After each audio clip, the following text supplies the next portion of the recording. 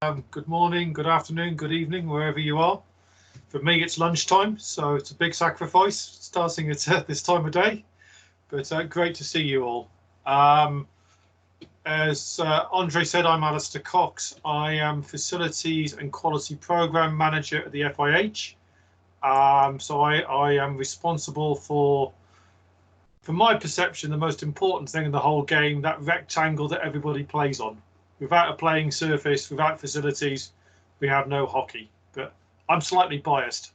I'm an engineer. I'm not a player, so I have a different perception on things to the players in the organisation. But hopefully this afternoon, this morning, we're going to have a great discussion. We're going to share some of our experiences, some of our thoughts, some of our knowledge. But we really want you guys to engage with everybody to make the most of this the next 3 hours. I think one or two people are still trying to join, so there may be new faces coming on screen as we progress. Andre's in control of the slides, so I'm going to have to prompt him every so often to move on to the next one. So probably we can do that now. Do you want to run through this, Andre? You're on mute.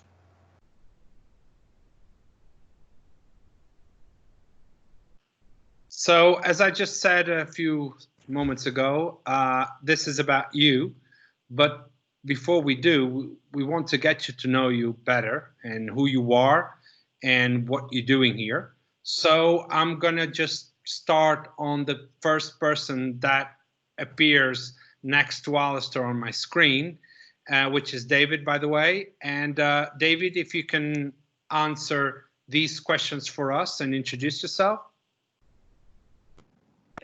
My name is David John. I'm living in India, in Delhi. I'm the High Performance Director for Hockey India.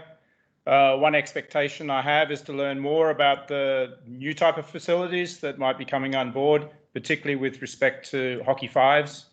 I don't have any concerns at this stage. Thank you very much, David. So next on my screen is Laura. Hello, I'm Laura Macchiotti. I'm the Events and Development Coordinator for the Pan American Hockey Federation. My expectation is to get more information in detail to pass on to the national associations in our region. I don't have concerns about the course. Gracias, Laura. Next is Robert.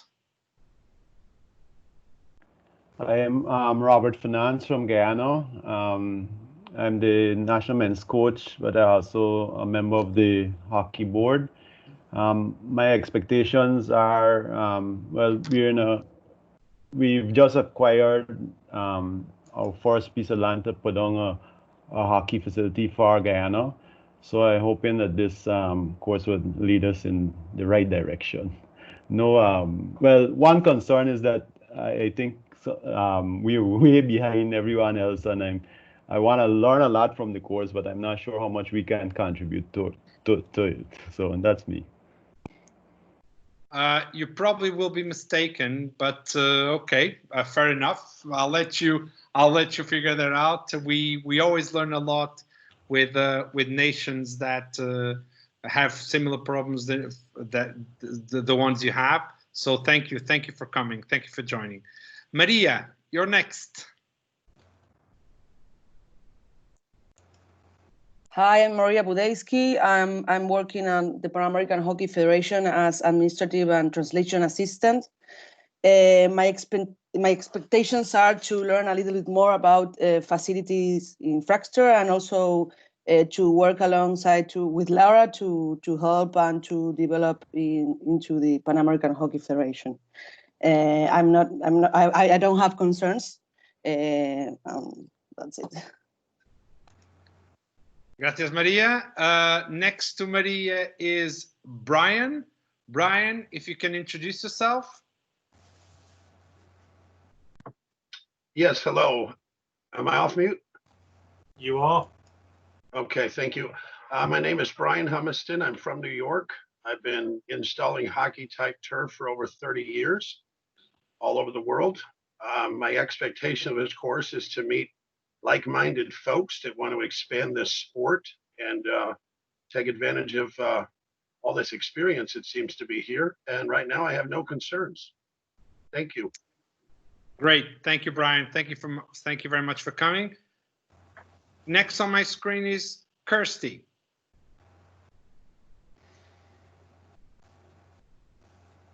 Kirsty, you're on mute. Okay.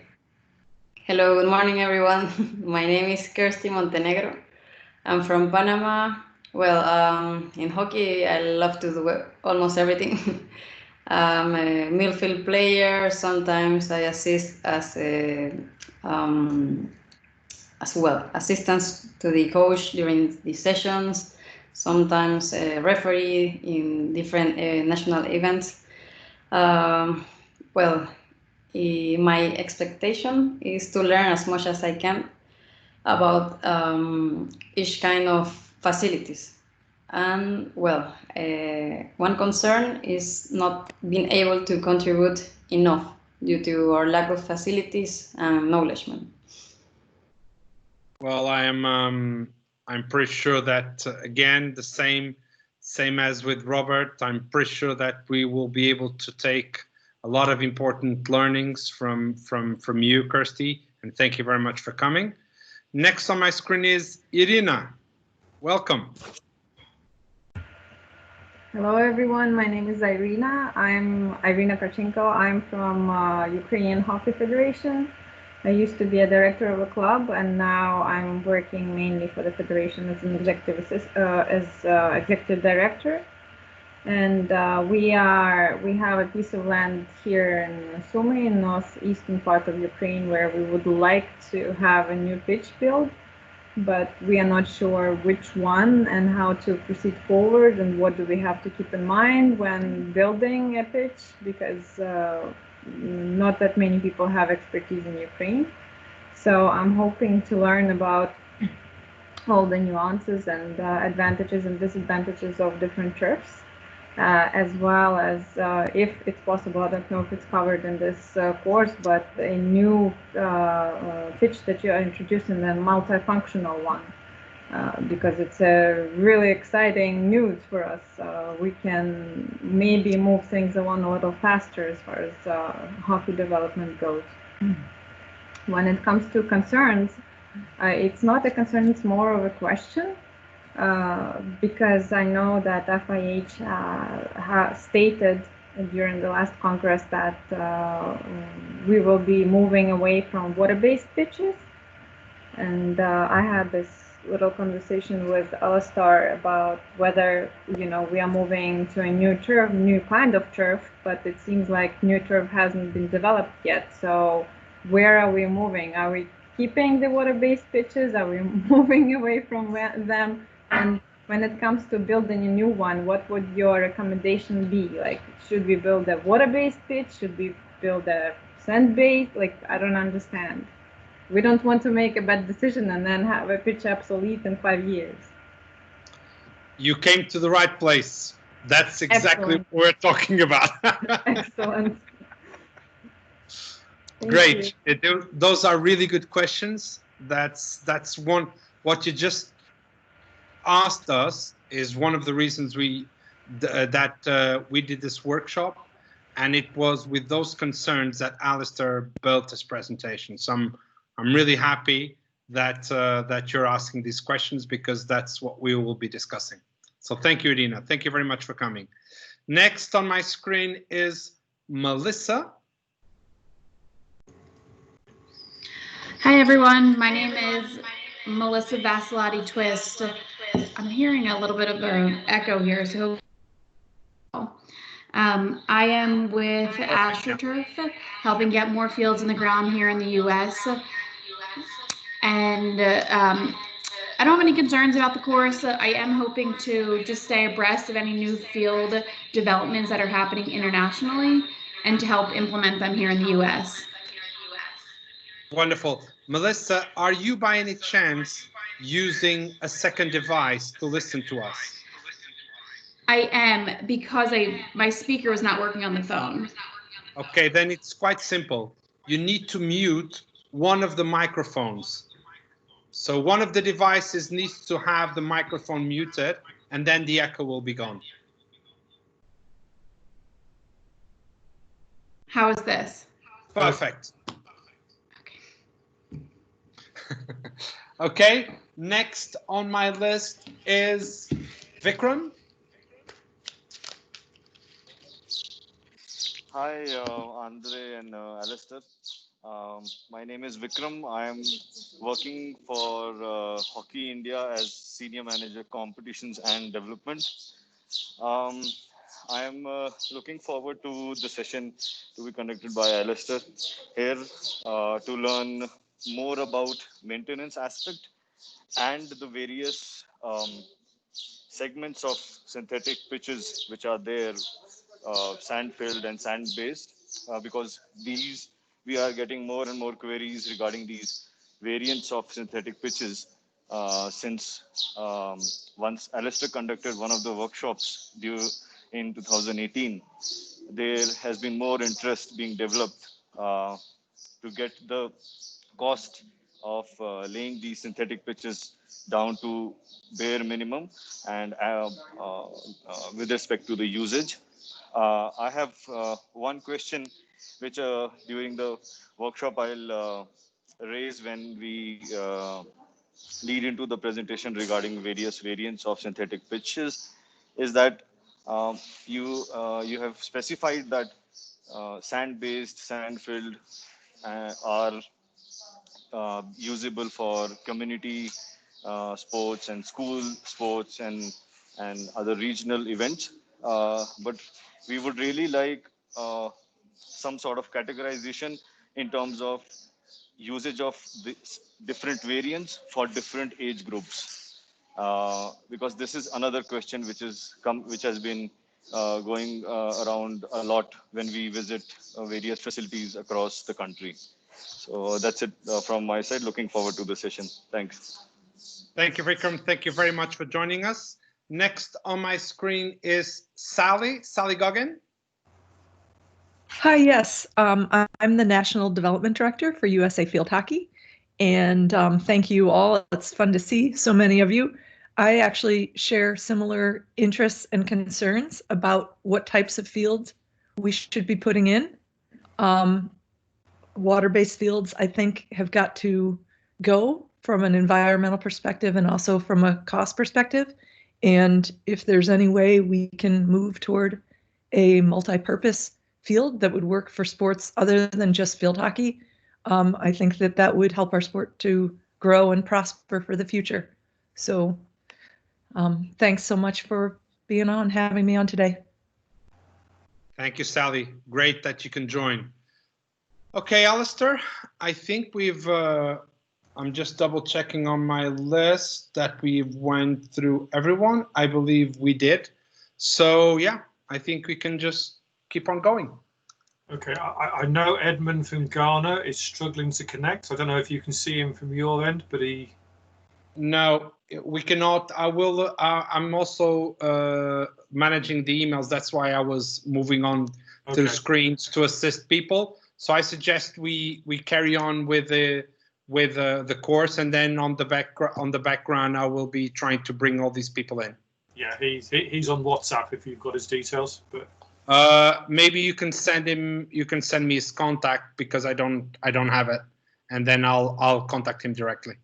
You're implying I can use technology at this point. This is where it all falls to pieces. Okay, carry on. you need to remember I'm old, Andre. I'm past all this stuff.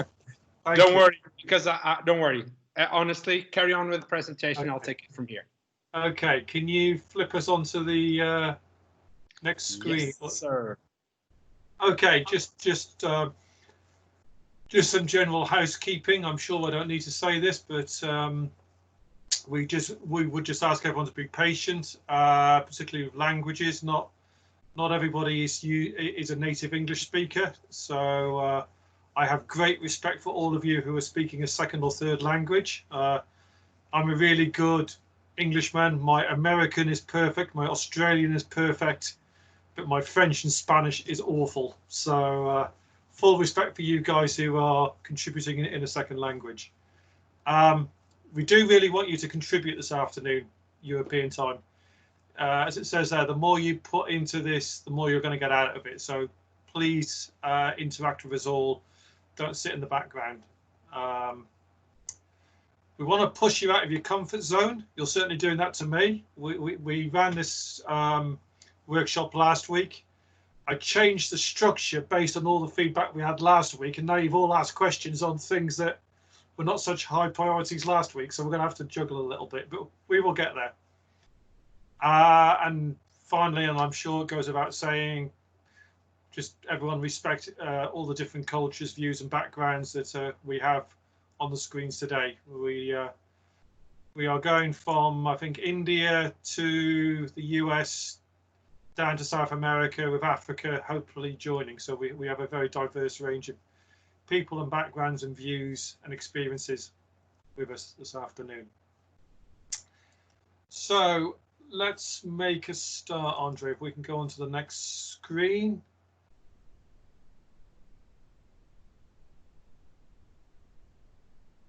So this is what we're hoping to achieve in the next 2.5, 3 hours. We're going to talk about facility strategies and all that that encompasses, and how having a strategy should help you. So hopefully you'll have an understanding of the basics of a facility strategy. We will certainly talk about the different types of surfacing and field options. That's clearly something that a number of you have already mentioned. So maybe that will feature a little more strongly today than last week, which is great. That's my background, so I'm really happy with that. And we'll talk about some of the other features you need to consider when you're looking at a hockey facility. It's not just the playing area, it's all the supporting infrastructure. So we really hope that you find the next 3 hours or so a good use of your time. So if we could go on to the next slide, Andre, and I'll give everyone advance notice. This is where we want you to start doing some work. Can you just in the chat section type in or call out, whichever is easier, what are the main facilities issues that you're facing in each of your countries? To a degree, you've already given us some of those in your introductions, but if you could just put them down, then Andre, if the technology works, is going to type them up on the screen as they come through. So just give you a couple of minutes to do that. And in the meantime, I will see if I can get our friend from Ghana to join.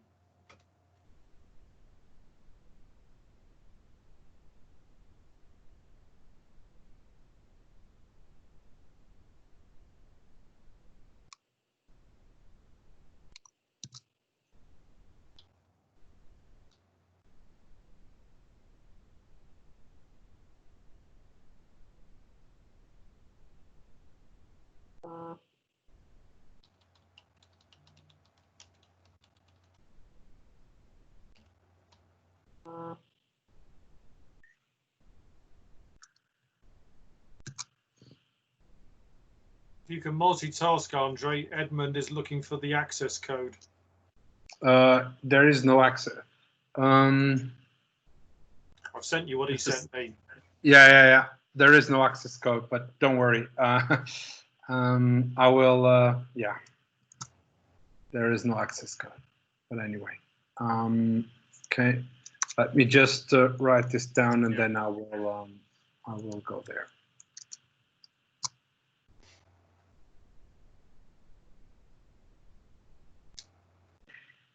Maintenance on water seems to be coming through as a common theme already.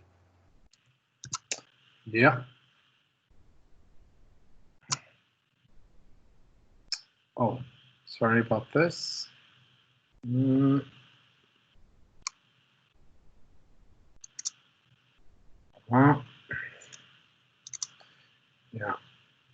I think we're now definitely getting into the climate change area, age, I mean.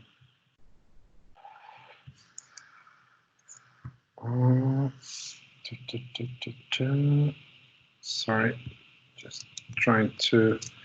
Sorry, because the computer gets really slow once you when you're using Teams. Oh, that's better. I have now lack of facilities.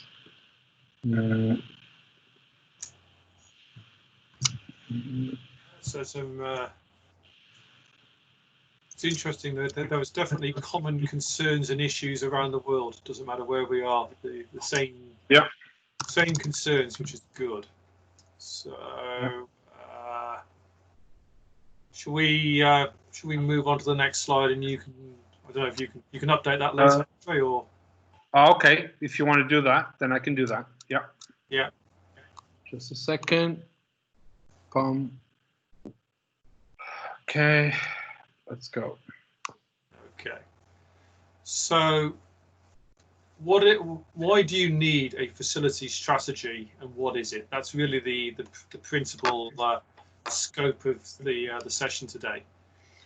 A national facility strategy aims to provide a network for developing hockey facilities, which should be appropriately scaled and located to meet the needs of the users, both locally, regionally, nationally, and possibly internationally. So that's what we're trying to achieve, to give you a strategy to work to, so that you've got a defined route that enables you to then seek the investment that you need for these facilities. And if we go on to the next slide, Andre.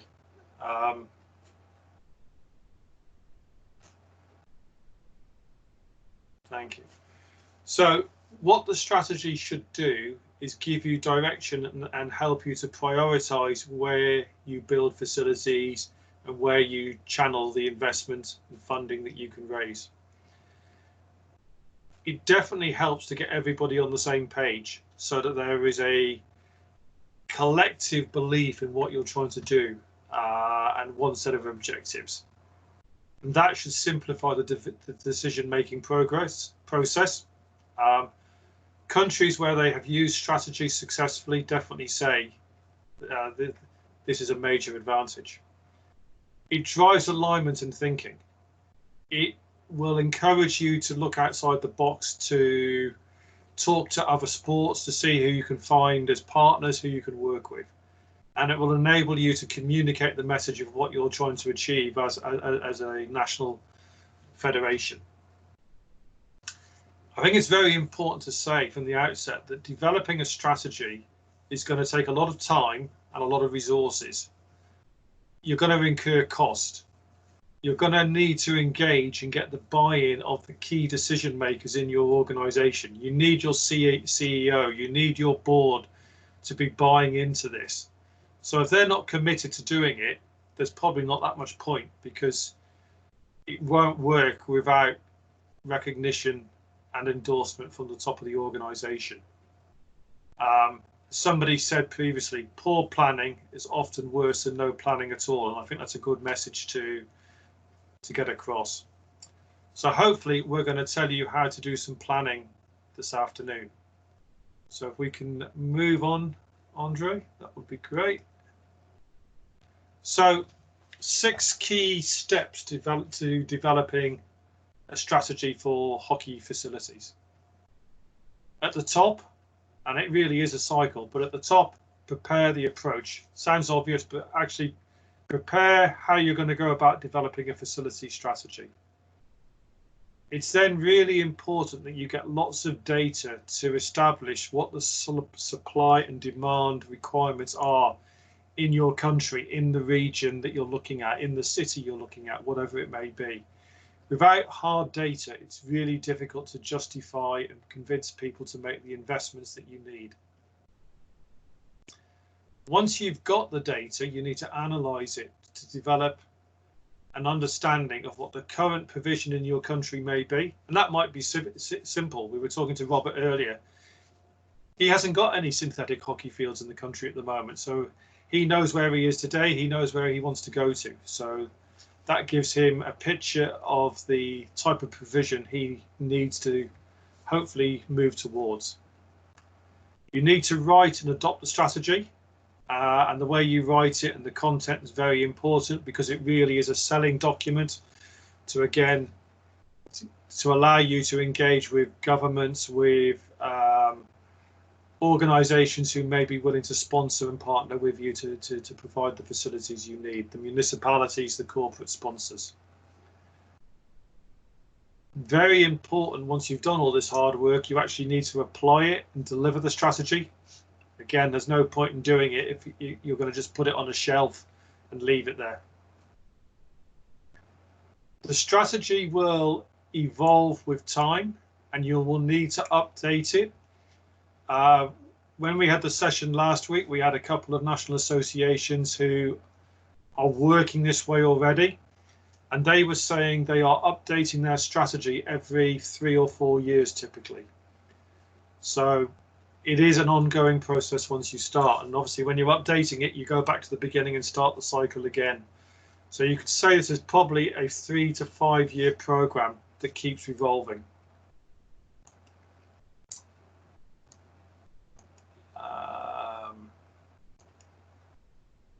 So if we go on to the next slide, I'm not sure if things are slightly out of, I think we're going maybe slightly out of sync, but anyway, let's see. So can we ask you again to do a bit more work to feed back to us 3 objectives of a strategy for your region? So to a degree, it is covering some of the points you've already given, but can we have 3 key objectives from a facility strategy?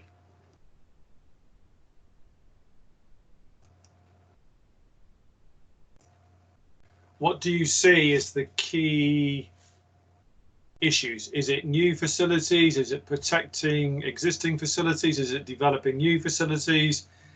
Is it funding? Great one from Laura. Facilities need to be sustainable, for sure.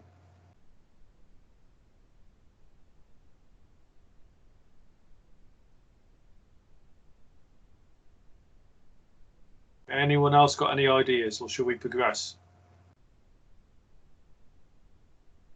Multi-purpose cost control, excellent. Low maintenance, there's a challenge. We'll come on to that. Yeah. Cost-effective lifetime costs. Appropriate for the region, I think that's really important. Yeah, again, David, absolutely. Increased participation.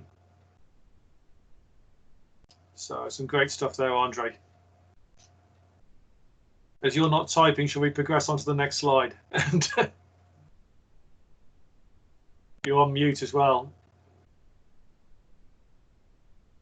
Yeah, I'll start. I think it's let's keep it, because if we keep it like that, we can have a better flow of yeah, okay, of the presentation. Okay. Yeah, that's fine for me.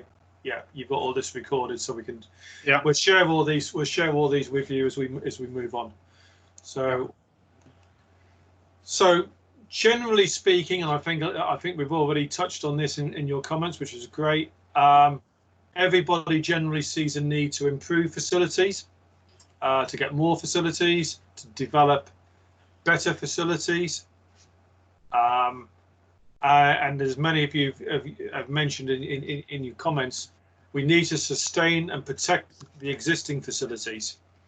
And that's particularly an issue in countries where there are a reasonable number of hockey facilities, but they are coming under pressure from other sports, or for just because the value of the land that people are saying I can sell this plot of land for building on. So we need to protect the existing facilities to make sure that hockey doesn't end up with even less in the particular country. So going on to the next slide,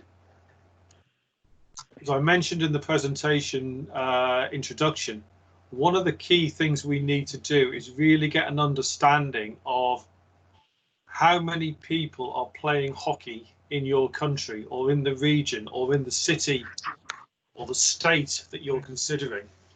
Having the basic information of how many people are there, what is their gender split, how old are they, their social economic groups, to get an understanding of the potential users of facilities. That is very important as you develop your plans, and particularly when you're going out looking for funding. You need to determine what formats of the game are going to be played or are being played. Is it the 11-a-side game? Is it hockey fives? Is it another version of small-sided hockey? Is it predominantly indoor hockey in a sports hall? Is it masters hockey? Masters hockey is booming in many countries now. So that's an increasing group of players who have experiences. Maybe they have a little more money and contacts to invest in the game. So there are certainly, they can be key contributors to this discussion. And then, as you've already touched on, how many hockey facilities are there in the country and what types of surfaces do they have? Do you have facilities that are primarily aimed for foundation participation levels of hockey? Do you have lots of facilities that are great for international high-level hockey, but nothing to get people playing at the foundation levels of the game? Who owns the facilities? In many countries, you'll find that the facilities are owned by the municipalities, which means you actually don't have absolute control over what happens to them. You don't have that much control over the quality of the maintenance. So getting an understanding of who owns the facilities you're currently using as a sport really is of assistance. Are the facilities just used for hockey? We're going to talk about multi-sport a little later on today. Multi-sport brings many benefits, but it also brings some threats. If you have a multi-sport facility and then one sport takes over and dominates, and inevitably in many countries that is football of one form or another, you suddenly find that the multi-sport facility has become a single sport facility, and you may end up in the surfacing being changed at some point in the future. So it's not so good for hockey moving forward. So understanding who uses the facilities is important. The age of the surfacing, the age of the facilities is also important.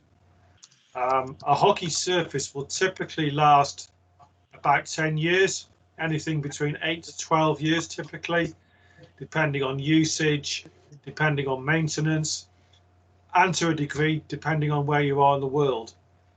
These surfaces are made from plastics, and all plastics degrade, particularly when they're exposed to ultraviolet radiation from the sun.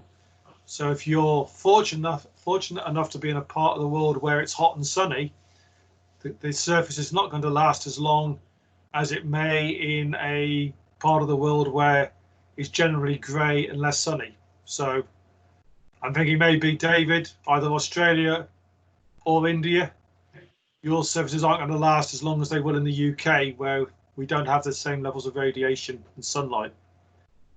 Do the facilities need lighting so you can use them in the evenings? That definitely costs a lot more money, but gives you far more potential for using them. So these are all the sorts of information and questions you need to be asking. If you have any questions, please put your hand up or put them in the chat. If not, I shall just keep going for a little bit until we get to the next interactive session. So, Andre, can we move to the next slide? So you've gone out and you've collected all this data, and that might typically take you anything between 3, 6 and 9 months, depending on the size of the country, the number of people you're consulting with, the diversity of facilities you're looking at, etc., etc. So it's not a quick process, but it will typically take you, as I say, 6 to 9 months. It's not unreasonable. Once you've got the information, you need to analyze it so that you understand what facilities you currently got. So you know what the current supply is, what the current demand is. You can also predict what the demand is going to be for the next 3 to 5 years, hopefully. So you can start to develop a plan to fulfill the need. You need to make sure, and it will enable you to take on board all the different opinions from all the different stakeholders who are going to contribute to your data collection. All of these people will have very valid points, and it's very important that these key issues that they provide you are taken on board and taken into account in the study. Okay, let's move on to the next slide. This is where we start getting into a little more detail, having done some of the background. So from what you've already told me, I don't think it was, I wasn't being too clever when I predicted that your strategy is like to say that you want more facilities. I've yet to meet a hockey federation who says we have enough facilities, we don't need any more. So every sport, doesn't matter which sport we're talking about, particularly hockey, is looking for more facilities. So what does that mean in a little more detail? Let's have a look. So let's start with the next slide. And this is the interactive one, so hopefully as we go through it will work. So let's start with a basic hockey field. Hockey is unusual in that it's the only sport that has a defined size for the field.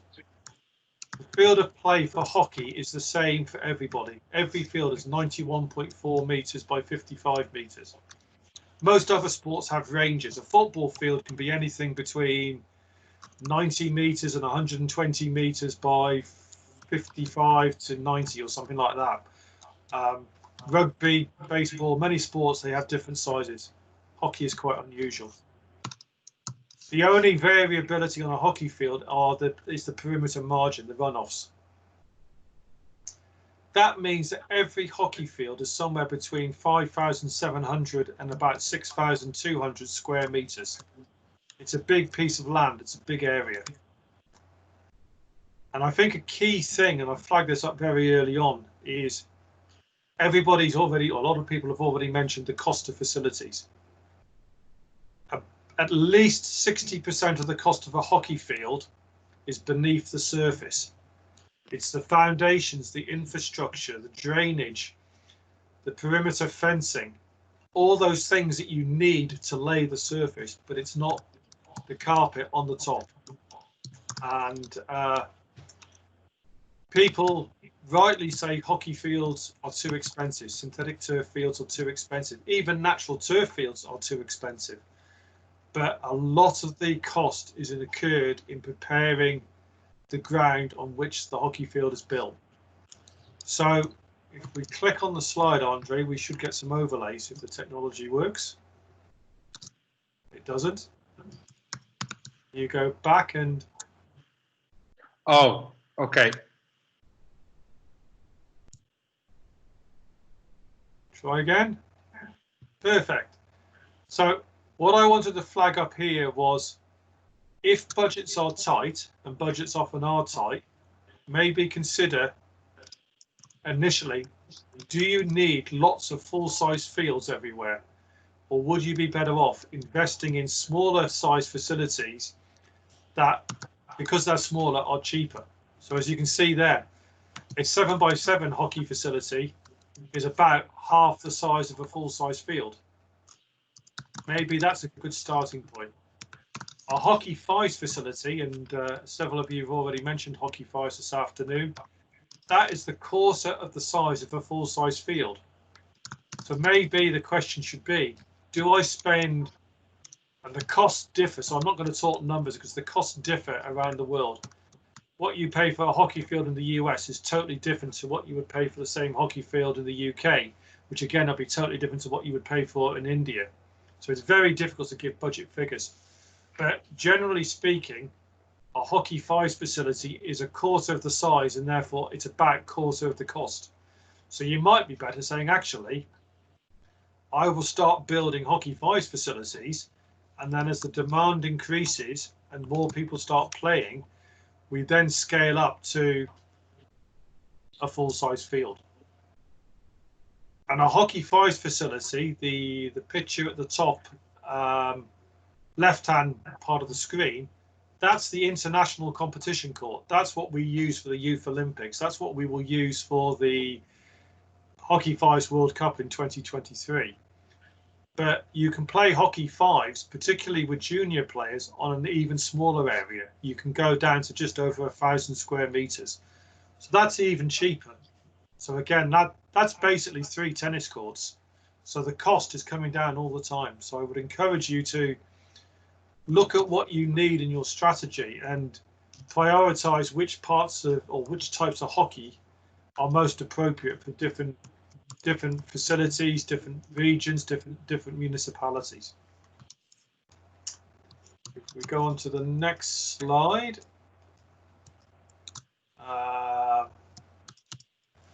Let's start to talk a little bit about multi-sport, because that's really where some of you showed interest this morning. So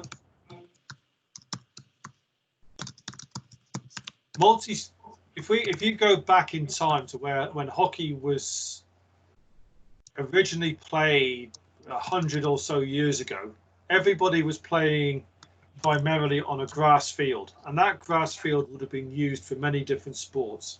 It would have been used for football, it would have been used for rugby, it might have been used for cricket in some countries, it would have been used for many different activities, different sports, different countries. When hockey made the decision to switch to synthetic turf, which was in 1976, the Montreal Olympics, we'll give Melissa a plug. It was on an AstroTurf surface, so her company had been there since the beginning. When hockey moved to synthetic turf and found it to be a far better playing surface, it changed the game significantly, but it also created some problems, because hockey suddenly found it had to have a dedicated facility that was used primarily or exclusively for hockey. And that's great where there's enough demand and there's enough money to justify that investment, but in reality that's not normally the case. And increasingly, as people are struggling to justify the investment, struggling to justify using the land just for one sport, and very importantly, struggling to justify to generate the income you need to keep these facilities in good condition and operational, and most importantly to raise the money you need to resurface the field in 10-12 years time. The question was asked, can hockey not share facilities with other sports?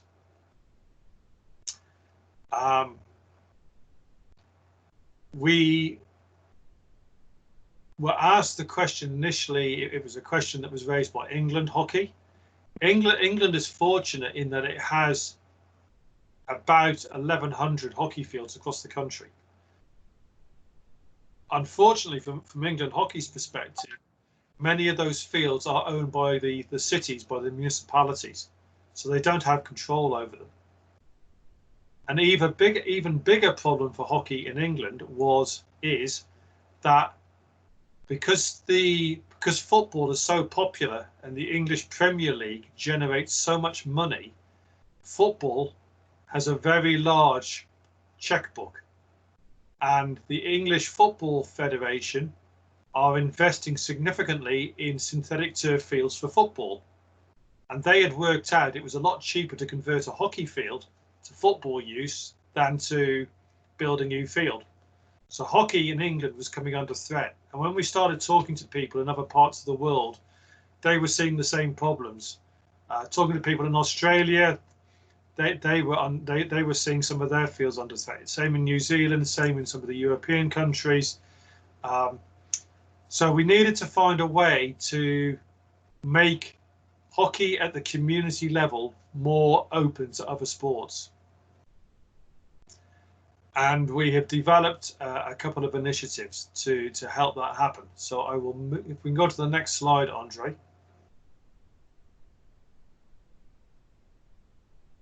Perfect. So the slide on the left-hand side, hopefully you can all see the screens. Everyone's been really quiet and there's no typing, so I hope everyone's still paying full attention. I'm not talking to myself.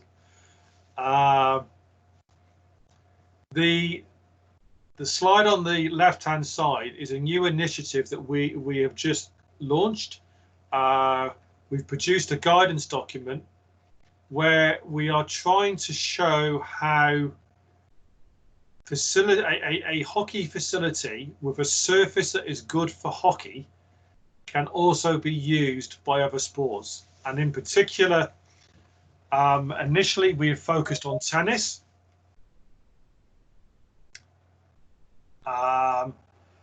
But we've also sorry to interrupt. Edmund is joined. Hi, Edmund.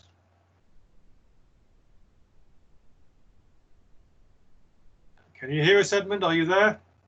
Say hello. Not yet.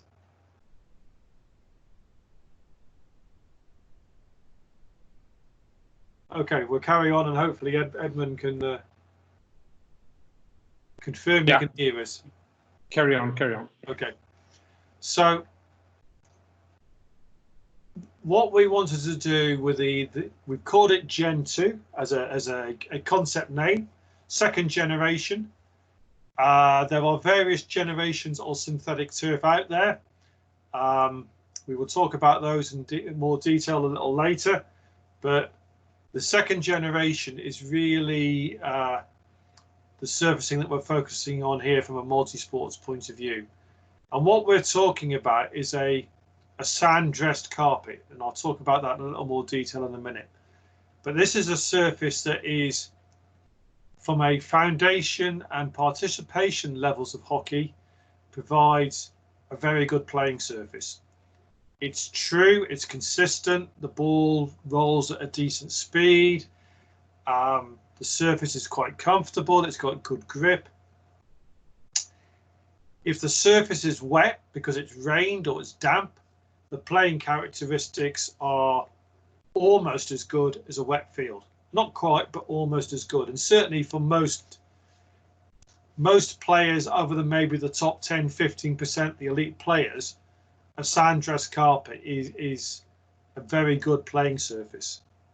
And in many countries where they use these surfaces, you will find it's the most commonly installed surface. That's certainly the case in places like Ireland, England, Australia, etc. Sand-dressed is very popular.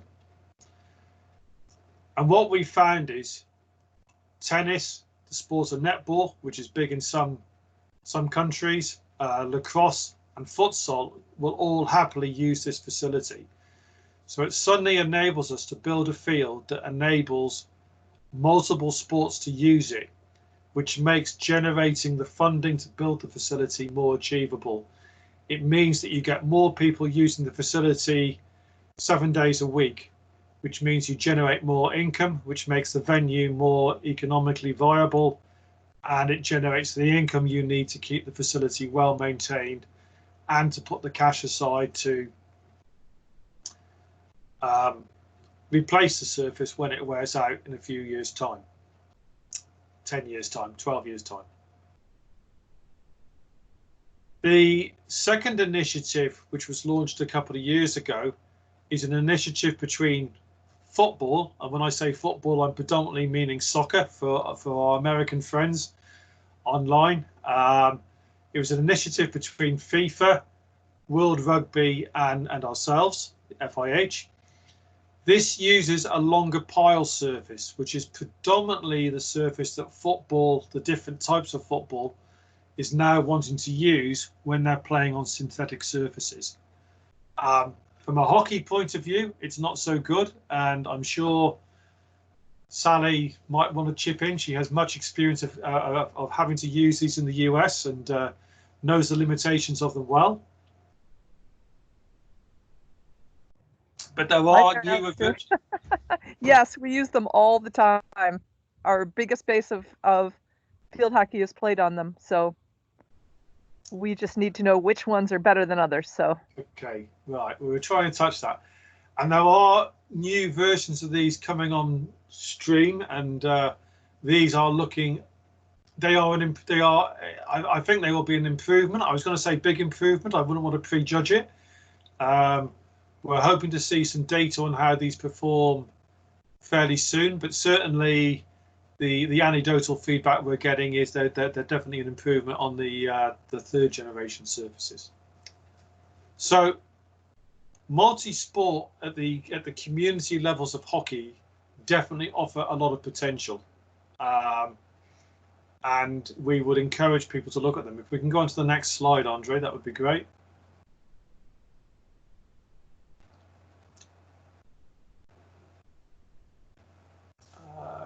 Okay. And it's not just the full-size facilities where this philosophy applies. This is a Hockey 5 facility, and as you can see on that, we can also accommodate 3 tennis courts or a couple of netball courts for you, those of you in countries where netball is played, or maybe some basketball courts, or maybe some futsal courts. So again, smaller sided areas with surfaces that work for hockey can also be used for these other sports. And some of the feedback we're getting is these smaller sized areas are definitely more suitable for junior players, for the young kids when they're starting to play. You put a group of 8 or 9-year-olds on a full-size hockey field, it's a big area to run around on. So they feel more comfortable playing on a smaller area. There's more flexibility in the size, therefore there's more opportunities. Because it's smaller, it's cheaper. Generally, there might be a higher demand between the different sports, particularly when you get a lot more casual play, depending on where you locate these facilities. It's a lot simpler to convert existing facilities. We've developed this concept in conjunction with tennis. Tennis is struggling in many countries. There's a lot of redundant tennis courts. Tennis had a boom in the 90s and early 2000s, but less people are now playing tennis in many countries. So suddenly there was a surplus of tennis courts. So if we can convert some of those, we reduce the cost of new facilities significantly. And how you use a small-sided hockey facility is entirely up to you. Some countries see hockey 5s, 6-a-side hockey, 7-a-side hockey, whatever version, as a pathway into the 11-a-side game. Other people will say they're 2 totally separate games and we are only going to focus on one version. And they don't mind if the vast majority of their players are only playing small-sided hockey. If they don't move from 5-a-side hockey to 11-a-side, so what? That's really for you to develop your own strategy, and different countries will have different views on that. But it's certainly an opportunity. And as I say, it gives us the opportunity to share the facilities with the sports listed, and many, many other sports as well. So does anybody have any questions on, not the surfaces specifically, because we're going to come on to that in a second, but the concept of multi-sport? Does that work for some people or not? And I'm glad to see that Jason has put a good comment down there. Thank you, Jason.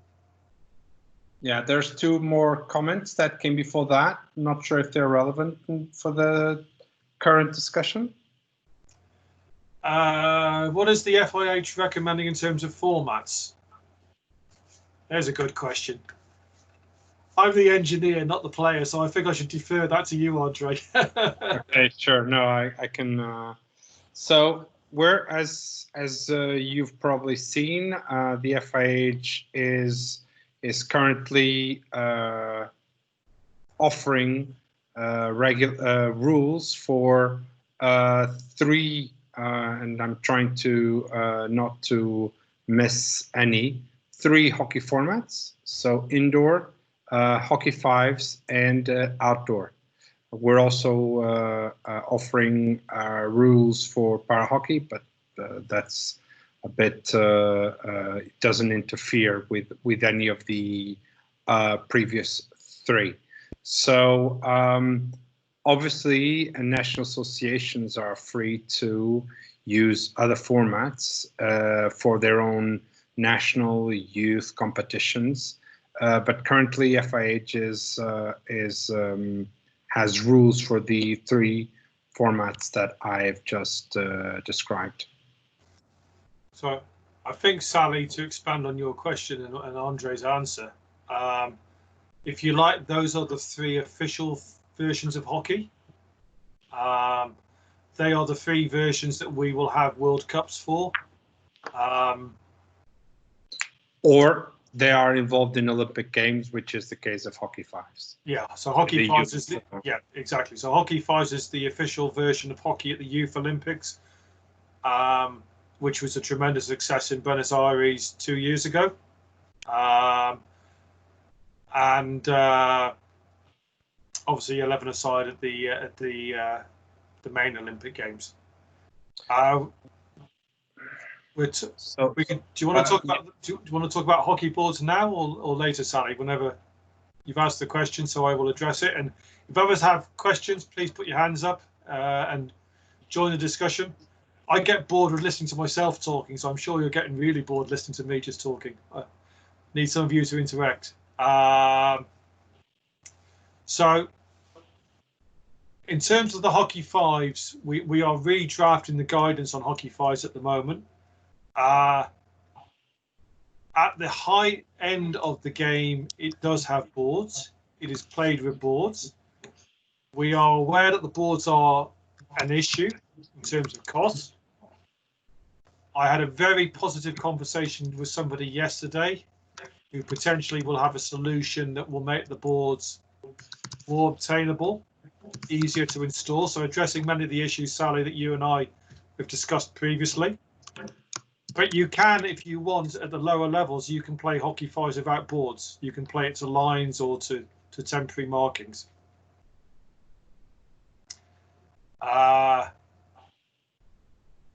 Absolutely, Hockey Fives and Hockey 11s are the Olympic sports, as Irene has noted. What else have we got? Just slipping down. Yep, David, absolutely. Again, at the top end of the game, we will have a specification, or we do have a specification for the boards, and we will try and publicize that more. So it's a balance between what we need at the higher levels of the game to give consistency around the world, versus cost and availability. To engineer a board to be consistent makes it more expensive. But if the guys we were talking to yesterday deliver on what they think they can deliver, we may have a more cost-effective solution to the problem. Jason, you say environmental considerations. Could you unmute yourself and explain what you mean? Hello, everyone. Joining in from England. Environmental considerations are a growing topic, an important topic for all areas of sports delivery. Hockey doesn't appear to be falling foul of the infill considerations that we're all thinking about with regard to 3G pitches. I appreciate multi-sport 3 has some crossover there. But we're very keen as a business and as a trade association. I'm calling representing both the Slatter Group in the UK, but also SAPCA, the Sport and Play Construction Association in England and Wales, in the UK, I should say, actually, all of the territories. And we're very keen to see environmental considerations across all aspects of new facility construction, starting with carbon footprint calculators for the construction process, green technologies in terms of constructing the facilities, LED floodlighting versus traditional metal halides, and the question around boards prompted my comment there regarding making sure that the boards, we have sustainable timber options, but are you thinking, Alistair, along the lines of recycled plastics in order to repurpose some of the waste material that industry is currently having to deal with? Hopefully that gives you some context, but there's also a question in there as well. Yeah, that is certainly one potential solution. The ones I was looking at yesterday are a foam construction. There are different approaches out there. it's a question. Cost is certainly an issue to everybody. At the moment, our high-end set of boards are probably in excess of $20,000, which is just too expensive. And I know talking to people, exactly as David is, he's taken the words out of my mouth there as he's typing on the screen. Multifunctional needs to take into account weight and mobility. That if you want to have a field and it's going to be used for soccer in the morning and you want to play a session of hockey in the afternoon before it's used for something else in the evening, you need to be able to put the boards up quickly and easily, and they shouldn't be so heavy that you've got to have specialist lifting equipment, and you don't want the kids being injured if they're moving them around and what have you if it's in a high school. So weight and cost is certainly an issue there. But hopefully industry is seeing the opportunities and starting to innovate and develop. So let's move on. If no other questions on hockey fives for a second, we can come back to things as we progress. So not all the playing surfaces that are available are the same. Some are good, some are okay, some of them are not so good, some are really good. So what is best for the type of facility you're looking at? And this I think is going to hopefully answer a lot of the questions that you raised earlier in your introductions. So if we go on to the next slide, and please comment as we go through this. So just looking at the pathways for hockey development. Generally speaking, we talk about 4 levels: foundation, participation, performance, and elite. And I'm sure those of you who are coaches will have different understandings and different interpretations of that pyramid. And you might question why the pyramid's upside down, but there's far more people playing foundation hockey than elite hockey. So trying to cater for the masses and then focusing in on what the high performance and elite players require. So we'll look at the different surfaces in the context of those 4 different categories of hockey participation, whether that's 11-a-side, 5-a-side, or some other version of the game on an outdoor surface. Okay, Andre, if we can go on to the next slide.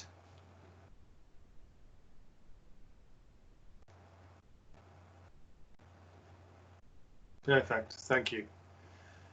I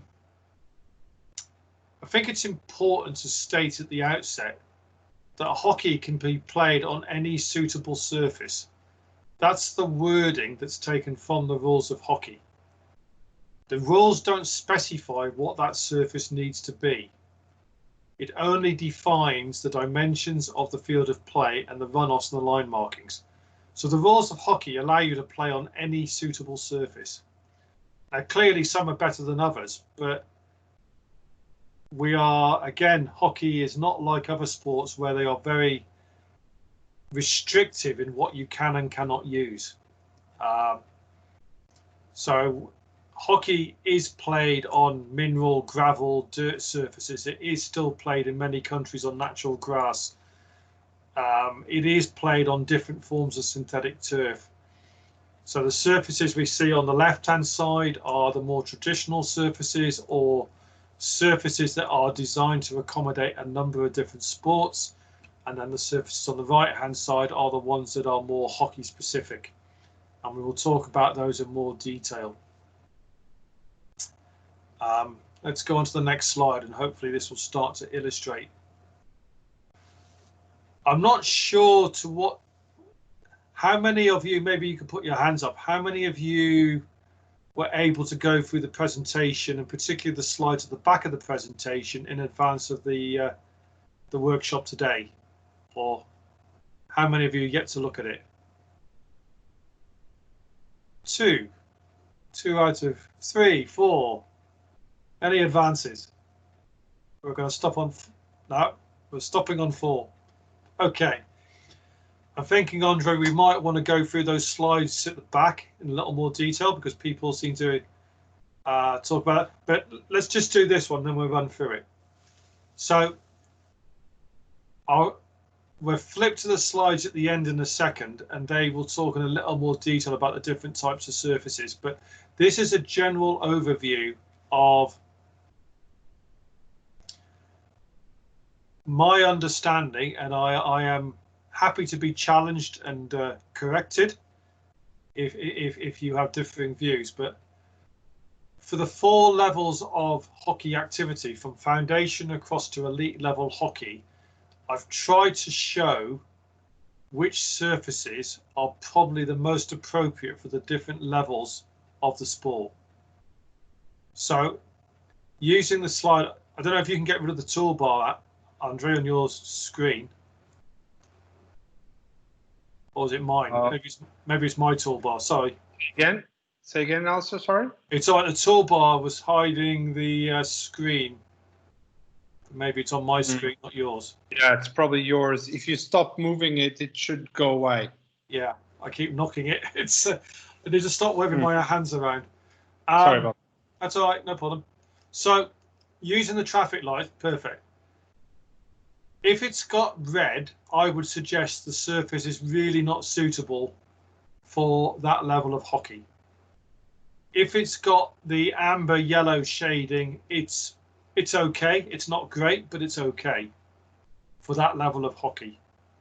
If it's got light green, it's good. It's not perfect. It's not wonderful, but it's good. And then if it's dark green, it's a really good surface, and it's probably the surface of choice. And equally, if it's got no colour at all, I would question whether you need to invest in that level of surfacing and that level of infrastructure for that level of hockey that you're providing for. So if we start at the bottom, which is where many people think they want to be, these are the wet, non-filled turfs that we see being used for high level international hockey, FIH Pro League, Olympic Games, World Cups, etc. These are undoubtedly the best surfaces available today for hockey, but they are also the ones that have least capacity to be used for multi-sport applications. They are also the most expensive, and as the name implies, you need an irrigation system. And an irrigation system alone is probably going to add somewhere between $70 and $100 to $150,000 to the cost of a field.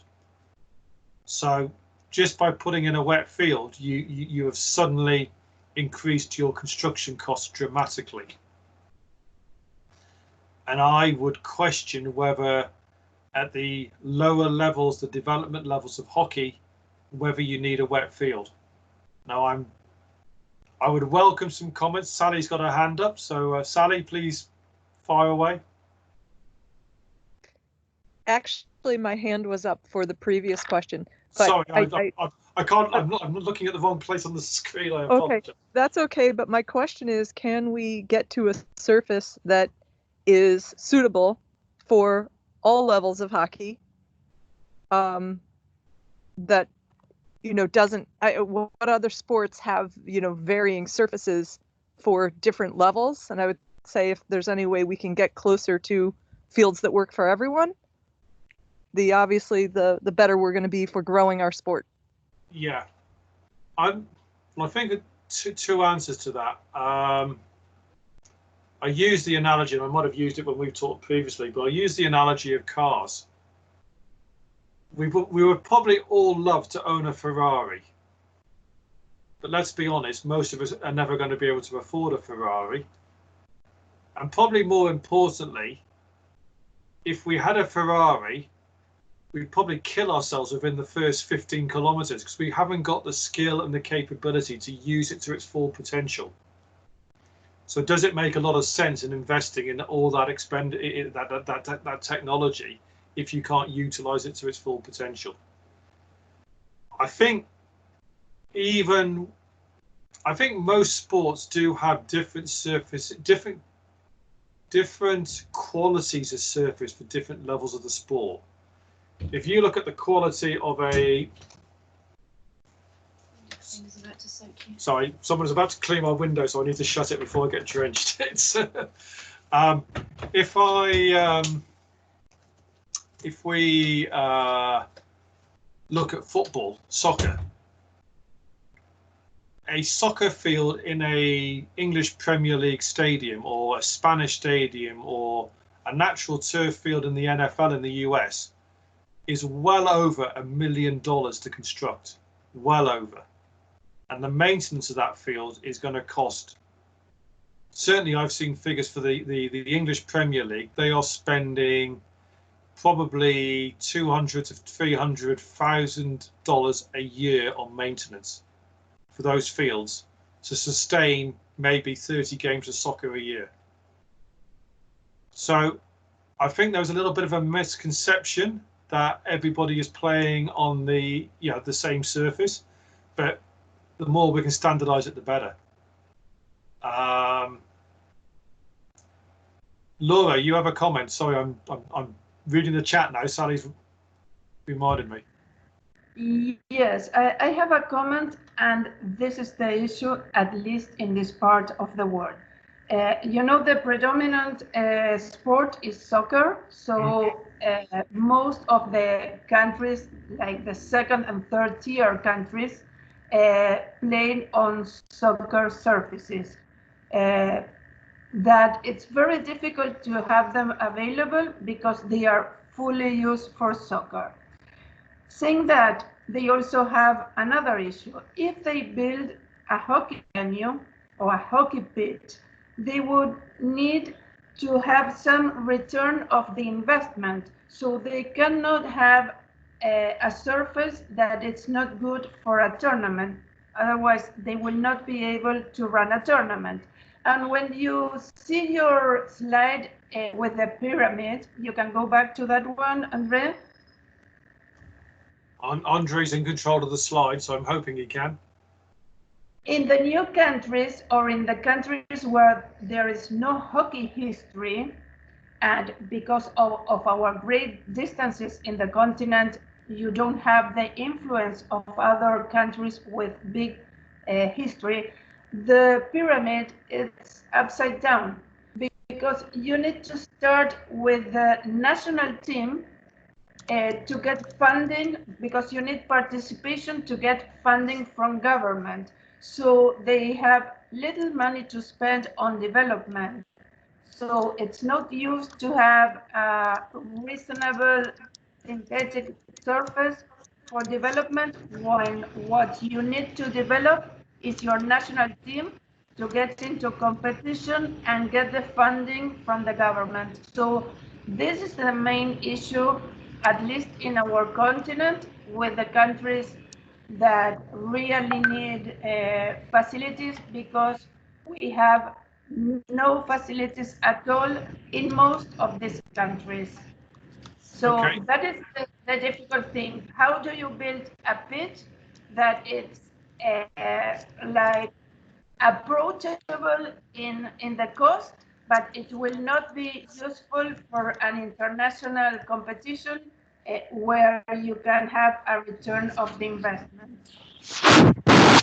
That's a really good question. I fully understand where you're coming from. It is a really big challenge, and hockey as a sport has created this problem of developing the game at the elite level on the most expensive, most exclusive surfacing.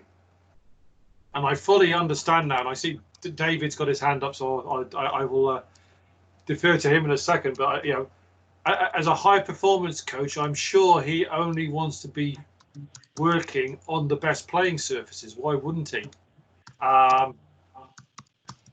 That means that it is a real challenge. I mean, we will talk about dry turf in a second, where that may or may not take us. If we that has got to be a way to making the game more accessible to more people at more levels. to break down that high-end exclusivity that the wet turfs currently are creating. David, over to you.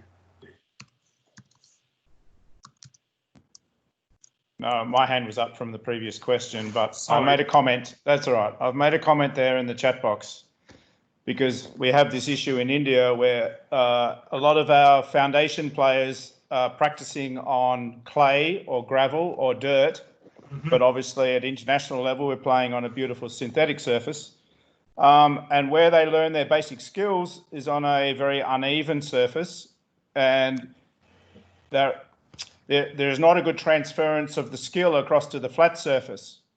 So they're picking up what I'm saying is they're picking up bad skill habits, learning their foundation skills on a poor surface. And if they practice for long enough, that becomes a bad habit, which can't be changed later. So it's still important that the foundation skills are practiced on a good surface. But what I'm saying is you don't need a full-length hockey field to do that. You can have a much smaller area of good quality to be practicing your basic skills.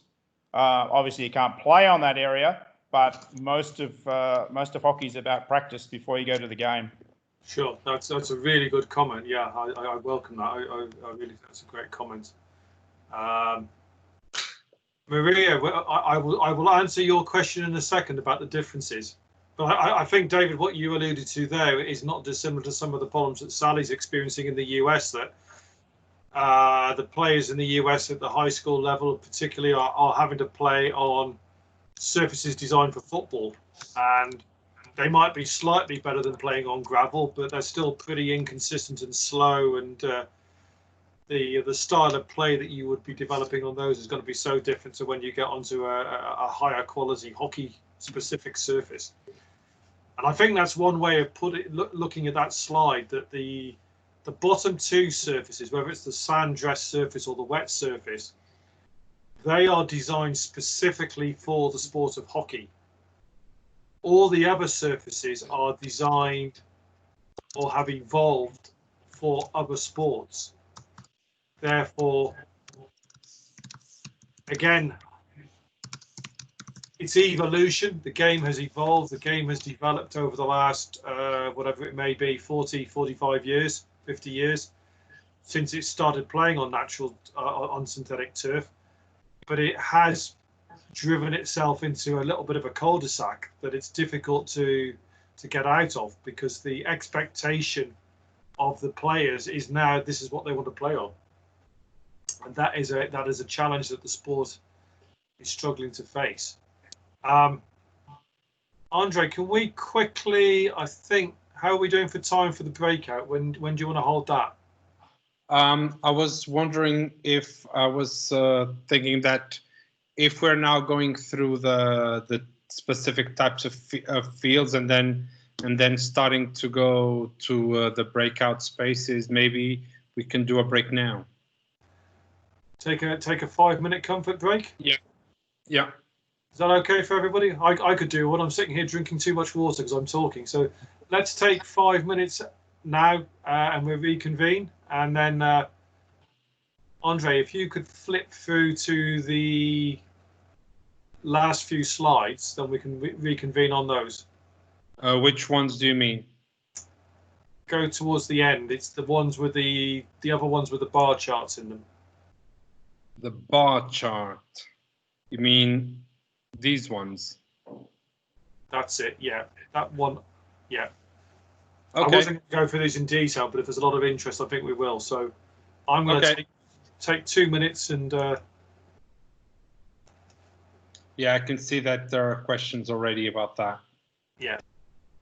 Okay, let's take a break. I'm also going to get some water and coffee. And if this takes a bit longer, maybe we just shorten the work session later. Okay, good idea. See what people want to do. Okay, speak to you in a minute. Cheers.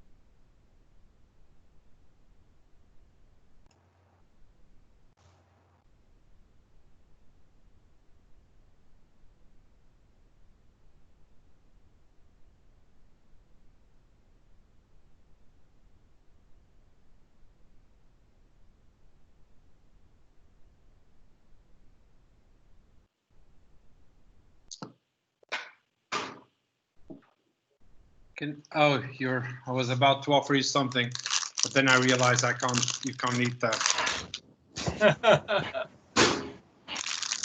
Sorry about that. I'm fading away here. What?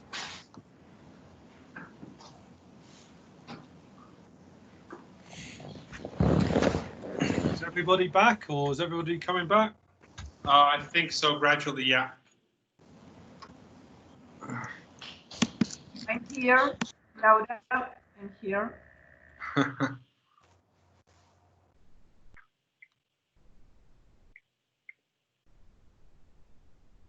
Sally's moved outside. It's looking nice and sunny somewhere.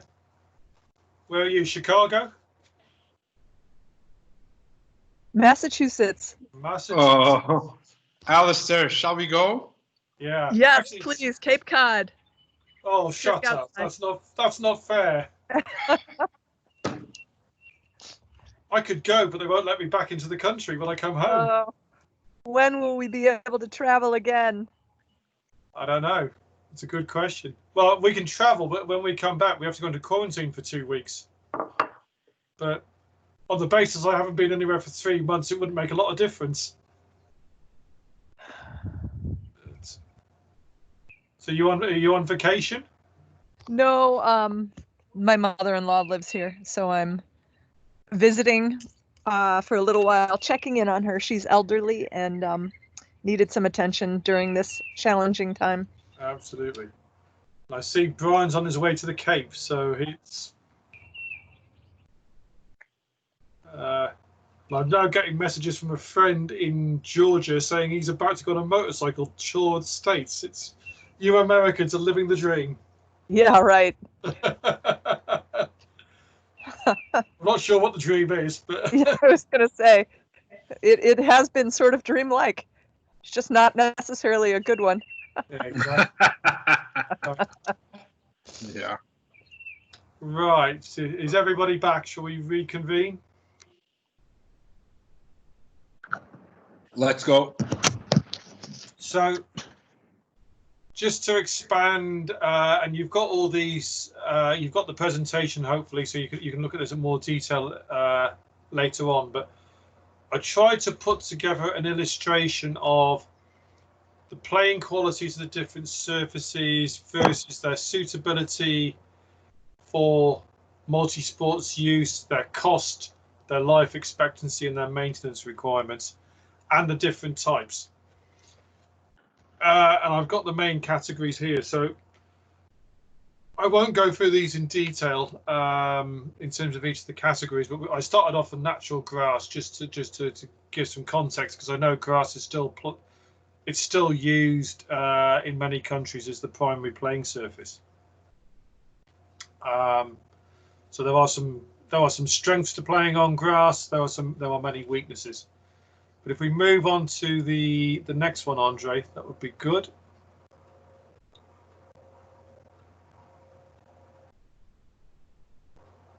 Perfect.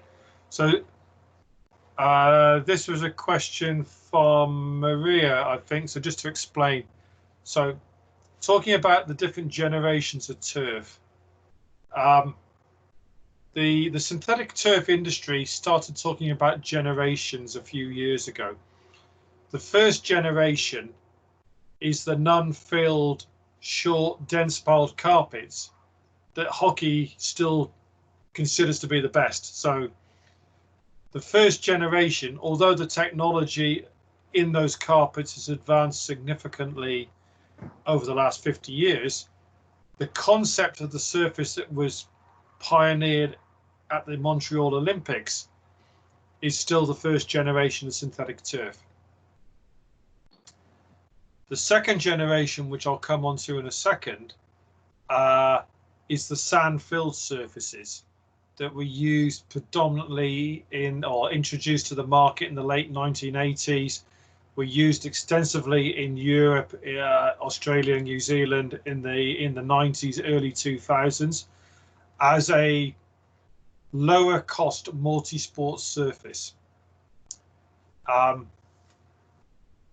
they were not perceived to play anything like surface. And this is what football, the various types of football and rugby never really embraced them. And it was the development in the late 1990s, early 2000s of what we now call the third generation of these long pile surfaces normally filled with a layer of sand and then a layer of rubber granules that really brought synthetic turf into the arena for the different types of football. So these surfaces are designed to play like a natural grass field. And FIFA and World Rugby, which is the international governing body for rugby, have got very demanding standards, much like we have for hockey surfaces. They have the same thing for these surfaces for football and rugby. And the important thing to remember with these is they are designed to play like a good quality grass. So if we as a sport are saying actually grass isn't so good anymore, these surfaces by definition are not going to be so good. It is fair to say that even the best of these synthetic surfaces do not play as well as the best quality natural grass. That is why elite level soccer particularly is quite reluctant to embrace them in many countries. And you'll find that the top soccer players in Europe, South America don't want to play on these surfaces. So they're not even a very good simulation of natural grass. And as a sport, hockey is saying it doesn't like natural grass particularly because of some of the issues that David referred to previously when he commented. So it's not surprising that when Sally has been faced with these going into all her high schools and colleges, that from a hockey point of view, they're not very good. To put it into context, if you look at the diagram at the top left-hand corner, The height of that carpet, the pile of that carpet, is about 60 millimeters, about 2.5 inches. A hockey surface is about 12 millimeters or half an inch. So, and if you look at the structure, you've got a layer of sand, and then you can see the green line, that is green rubber granules. And you've got about 20 millimeters, what's that, 3/4 of an inch of the fiber sticking up above the rubber. That's fine if you're a great big soccer ball, but when you're a little hockey ball, you sink down into that carpet. So the ball is really going to struggle to roll across the surface. It's very, very slow. It's unpredictable because the rubber granules move around. So as a playing surface from a hockey point of view, where you want predictability and consistency, it's pretty hopeless. Bizarrely, the poorer the maintenance on those surfaces, generally the better they become for hockey, because the pile will flatten over and it will become smoother. It will never be great, but it will be better. But if it's not maintained properly, it won't achieve the performance that soccer and other types of football are looking for. So that's why that surface really isn't considered that suitable for hockey at any level. And certainly a number of, how should I put it, a number of countries where they have a lot of hockey facilities, particularly in Europe, they won't allow those surfaces to be used for competitive hockey at any level. Club hockey, England hockey won't allow those surfaces to be used for club hockey because the clubs are saying it is such a poor surface, it's not suitable for our sport. So that really is a limitation of using a football surface. But I fully accept that in many situations, as Laura commented earlier, for many countries where hockey is a minority sport, that might be the best option available, which is unfortunate to say the least. If we move on to the next slide, Andre. May I add Yes. something, Alistair? Please.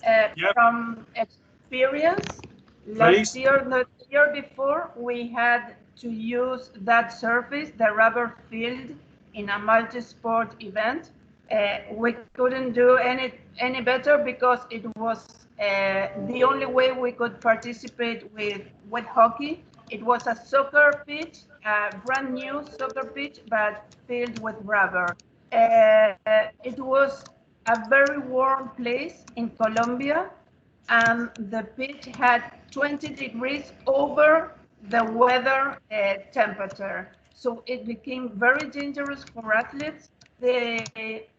Literally, the sole of their shoes melted on the surface. It's literal, it's not that I'm joking.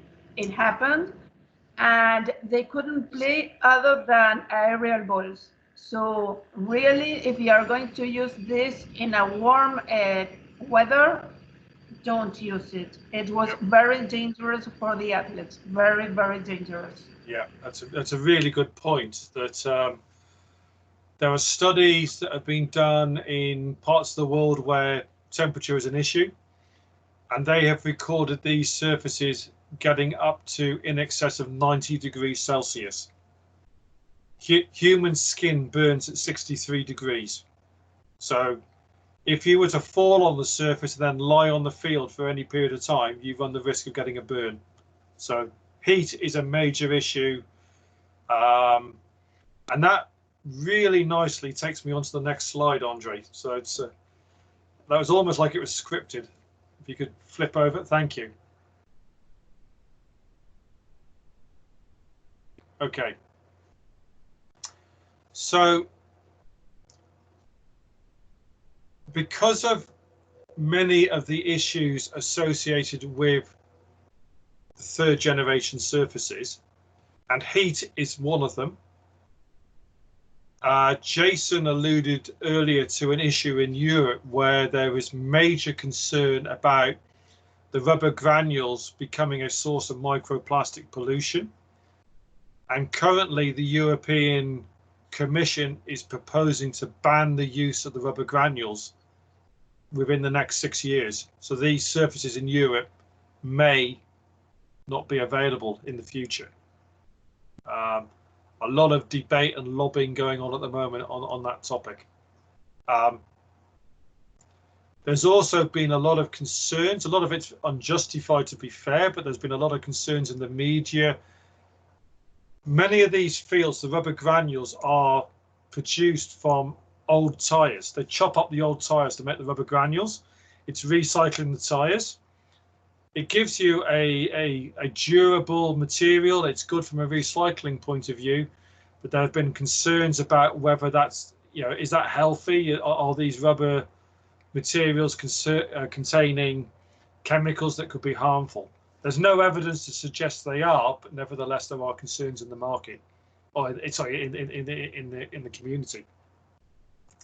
So what this is resulting is companies starting to develop surfaces that don't contain the infill, or they only contain a small amount of infill at the bottom. The carpets are a lot denser, and this is what we're now talking about as the 4th generation. So going back to the question that Maria asked earlier. So the 4th generation is an evolution of these football surfaces, where instead of having a lot of loose rubber granules, you have a denser carpet. The carpet is probably a little shorter in height. It's probably still 35 to 40 millimeters. So it's still much, much longer than a hockey surface. But because you haven't got all the rubber, you've got more fiber in the carpet. And that does mean the ball sits on the surface to a better degree than you would find with the 3rd generation. And the feedback we're getting so far, and again, looking at Sally, that she and I were both in California, and Marissa, we were all on a field in California in December. It seems like a lifetime ago, where USA Hockey were running a seminar, and the ball was moving to a much better degree than you would see on the 3rd generation. So whilst this 4th generation surfacing is still going to have limitations, it is a step in the right direction as far as hockey is concerned. I don't know if any of you from the US would like to comment on how you're finding those surfaces.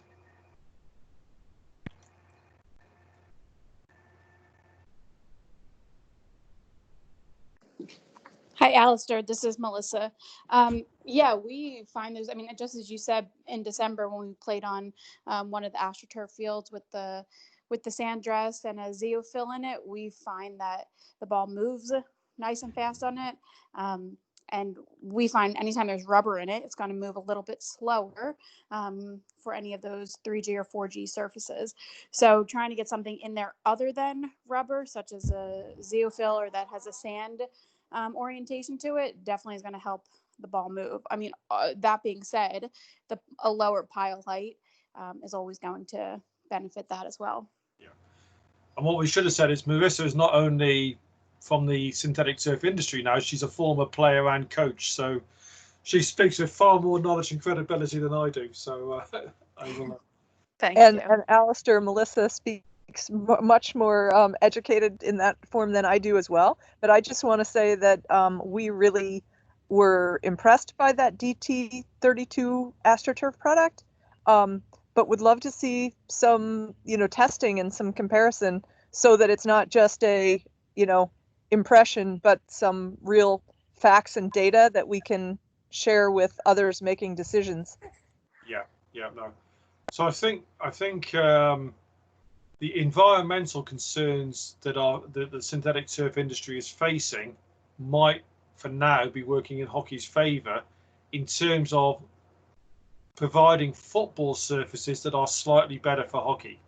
So certainly, if you're aware of schemes going forward where football is the predominant user, but hockey may have access to the facilities, if you could encourage people to look at these types of surfaces, it will be an improvement over what you're currently having to be using. If we move on to the next slide, Andre.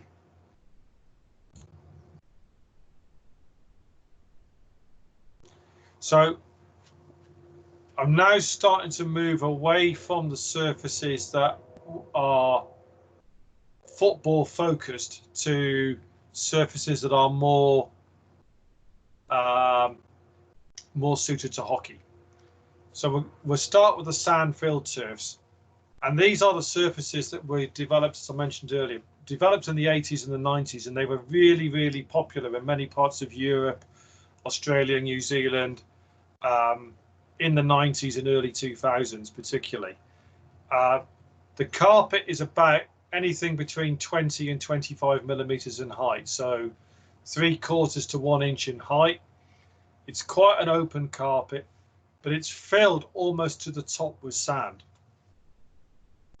What that means is that you have a surface that is relatively consistent. It's relatively smooth, so the ball rolls on it relatively at a reasonable speed.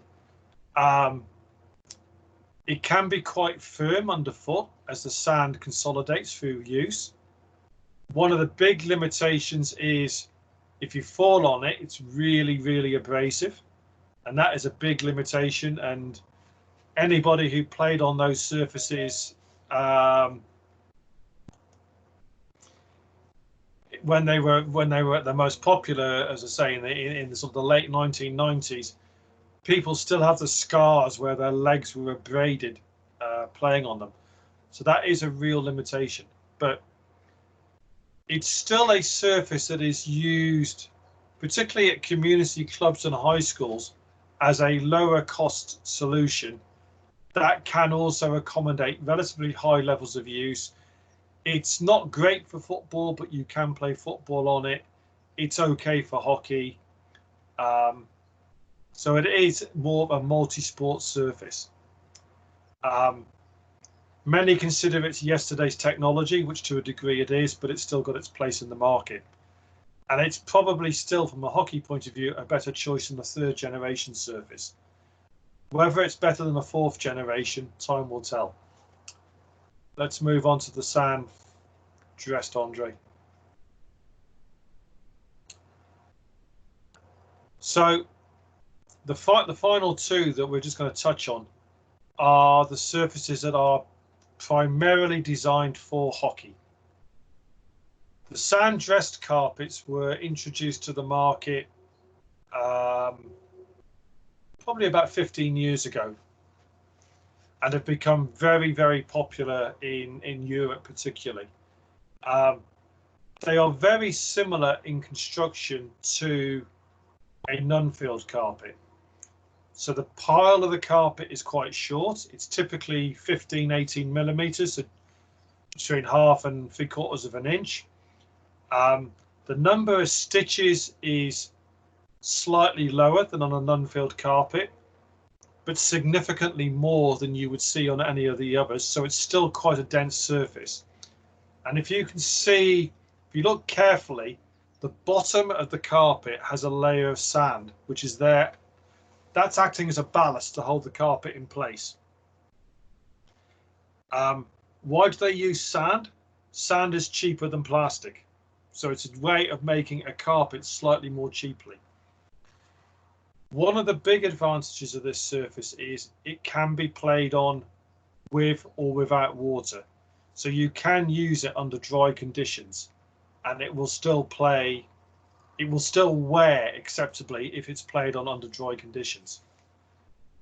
If you're in part of the world where the climate is damp or wet, when these surfaces are damp or wet, many players other than the elite players will say it plays almost as well as a wet field. And again, from a European perspective, some of the top nations will allow their highest club hockey to be played on these surfaces. In England, it is by far the most common surface. England had 1,100 hockey fields, approximately, they have 69 wet fields, the vast majority of this surface. You know, the climate in the UK, it rains most of the time. I'm looking out the window now and the skies are looking black and thundery. So watering is not a problem. So these surfaces, certainly for higher level participation hockey and maybe even lower level performance hockey, probably have a good role to play. This is the surface that you can also easily modify to be used for tennis and other sports. So this really is the Gen 2 type of surface that we're talking about. And we'll talk about dry turf in a minute, but if it is not technically possible to develop a dry turf surface as we want it, hockey may need to decide whether it continues to insist on playing on wet fields and all the environmental and sustainability issues that creates, or does it have to take a step back and maybe start playing on this type of surface? And that's a debate that the sport will have to have over the next few years to make a decision where it wants to go in the longer term. And that's going to be a difficult conversation for sure. Let's just finalize this, Andre, if we go to the final slide. So these are finally, this is the wet turf, the surface used for high-end hockey, international hockey, high-performance hockey. Great hockey playing characteristics. You know, if everybody could have these, life would be perfect. But you go down, it is the most expensive type of synthetic field out there when you take into account you need an irrigation system and the limitations on multi-use, etc., etc. It really is a luxury surface for the high-end levels of hockey. It's only positive, if that's the right way of putting it, is its maintenance requirements are relatively low. But all surfaces need maintenance, and I'll come back to that in a second. But that really is the best surface, but it's also by far the most expensive. So, Andre, if we could flip back to where we were in the presentation, which I think was slide 24.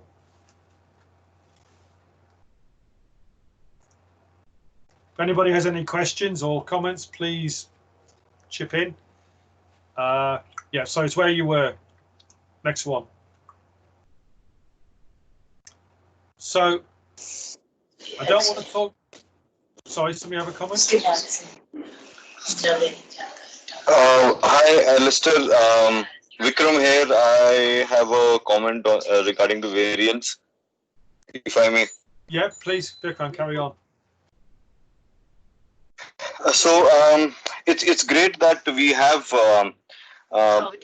segregated the. You're breaking up, Vikram. Sorry.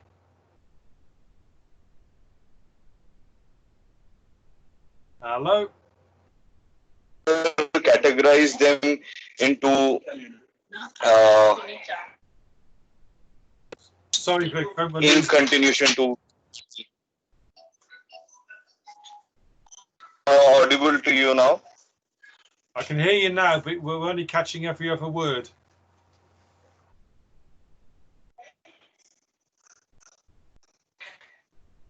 So, do you want to type the question? Would that be easier? Hi, Vikram. If you send a message to me on WhatsApp, a voice recorded message, I can play it on here.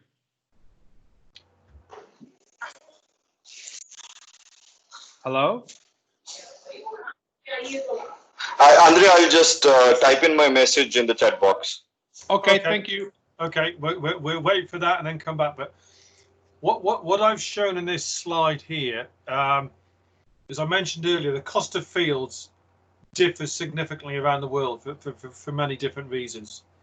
And whilst we can all complain, why is a field in one country twice the price of the same field in another country, there's not a lot we can do about that. But what I've tried to do there is to show you the relative cost differential between the different types of surfacing. So if we take the cost of a non-filled wet turf, the preferred hockey surface, and give that a score of 100, you can see how the others come down as a percentage. So a sand-dressed hockey field is probably about 85% of the cost of a wet field. A sand-filled is slightly cheaper. The fourth generation is probably going to be a similar cost. The third generation, unfortunately at the moment from our point of view, because this works against us, the third generation is probably the cheapest of the different options out there in many countries. When you take into account all the different parts of building a hockey field. So again, I'm hoping that will give you some insight into developing a strategy as to the cost differential between them. Does that make sense to everybody? Any comments from anybody? If not, we will move on. Okay, Andre, we're waiting for Vikram's question to come through, and then we'll come back to him. So, because these fields are so important. Oh, hang on, let's go back to Vikram's question. He's now he's typed away. Let me. Hopefully, everybody can see that. In the continuation of the usage of the quality of the turf, can we split them into age groups? That's an interesting concept, Vikram. I'm going to turn to the coaches amongst you. Any comments on the question there? Can we split the different categories into different age groups? Yeah, particularly David, I'm thinking the comment you made earlier. Would you see some surfaces being less suitable for junior players than others?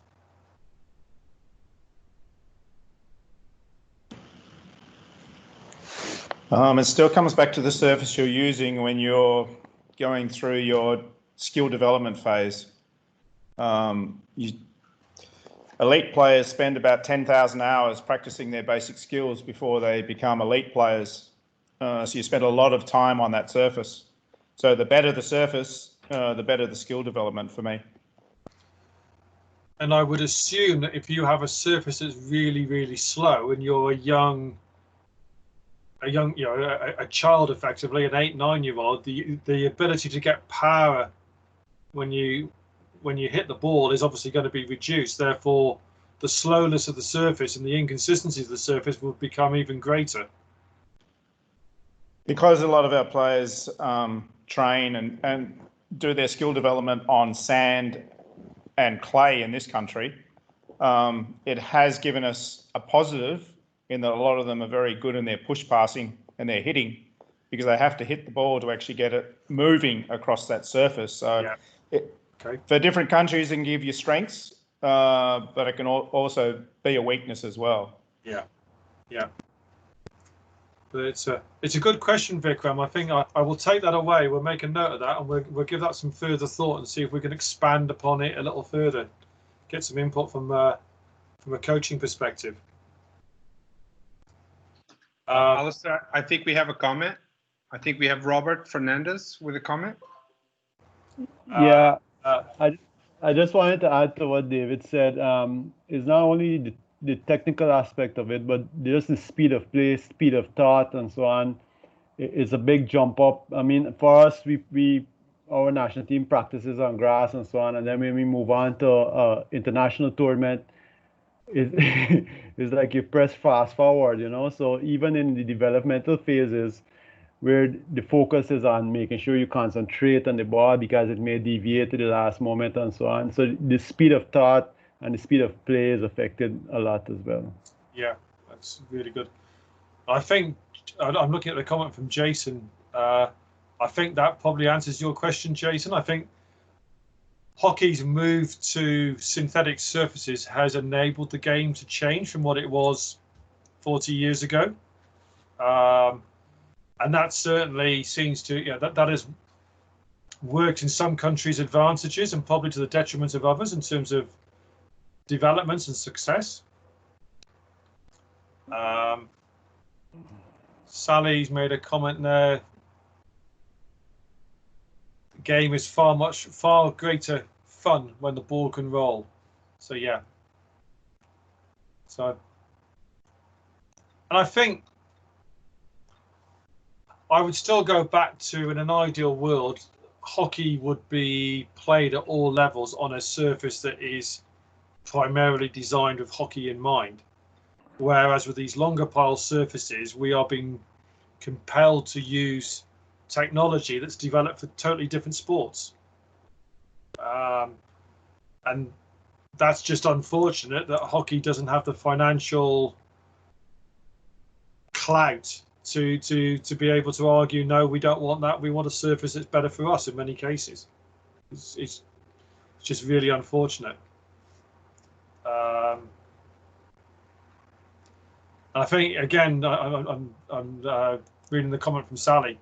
Certainly, I know in a number of countries now where people are being pragmatic and having to use these football surfaces, they're finding getting people playing hockey with a slightly larger ball, a slightly lighter ball at the foundation levels is assisting, because the ball does roll better on these surfaces. So again, maybe we're having to evolve the technology and the equipment that hockey's using to face the reality of the surfaces we're being presented with. Okay, I'm conscious of time because we want you guys to do some work at some point, so we need to keep moving. Just wanted to flag up that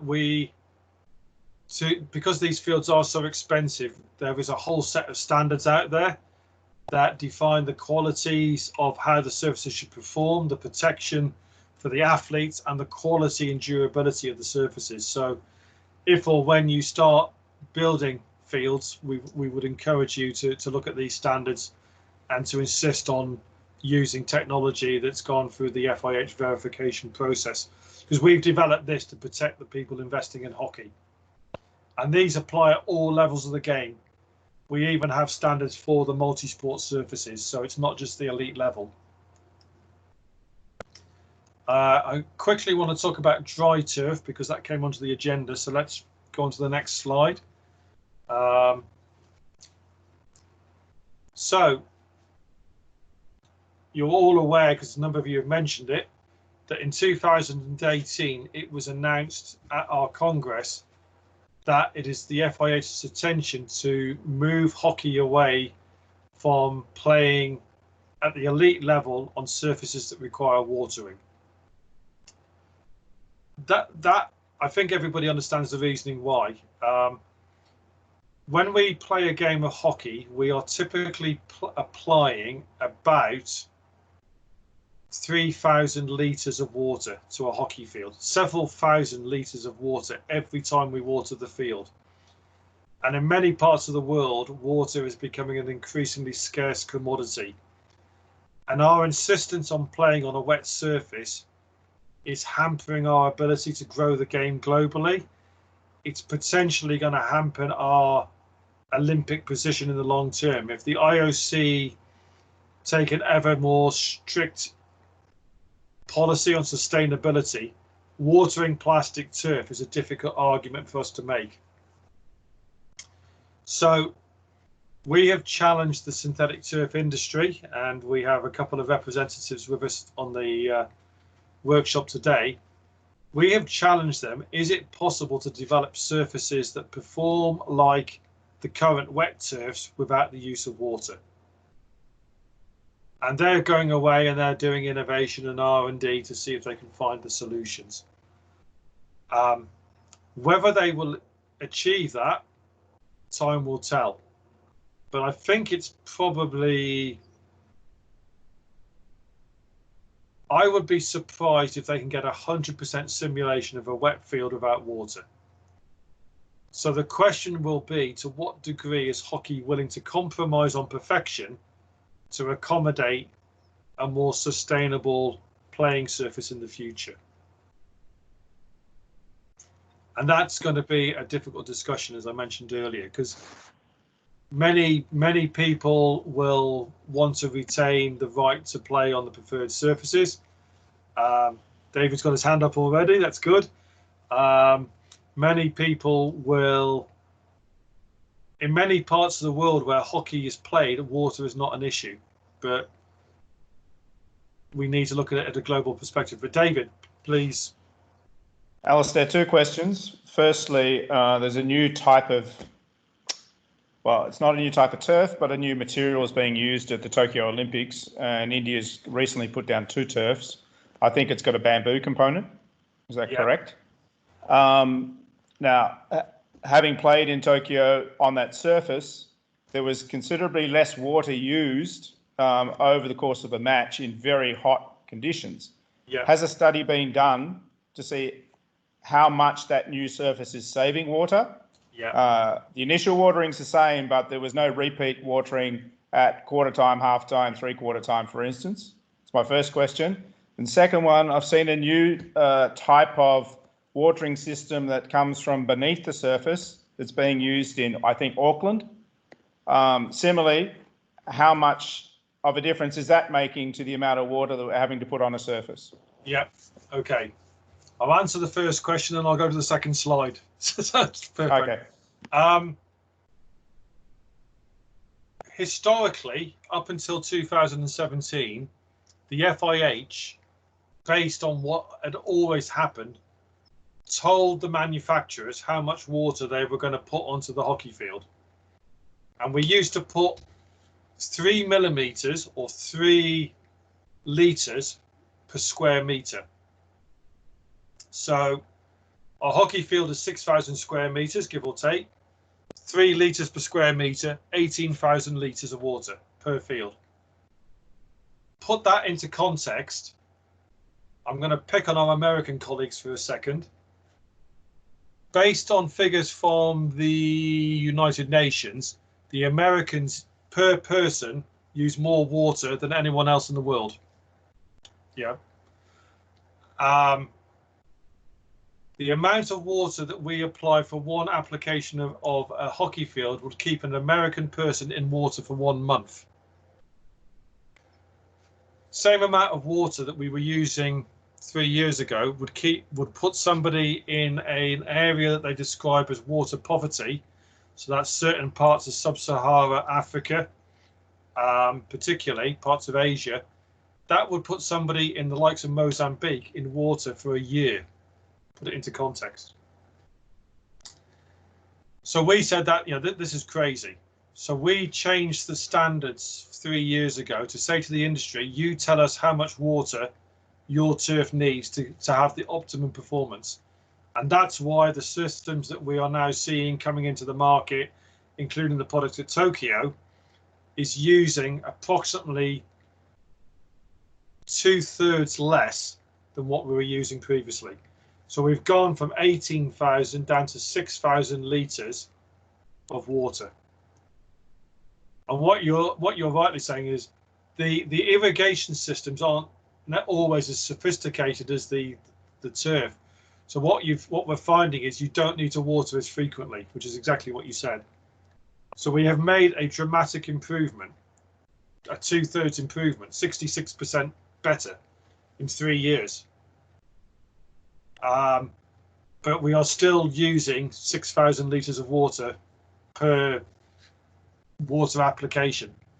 You might not do it every quarter or every half, but you're still doing it between games or what have you. So it's still a lot of water.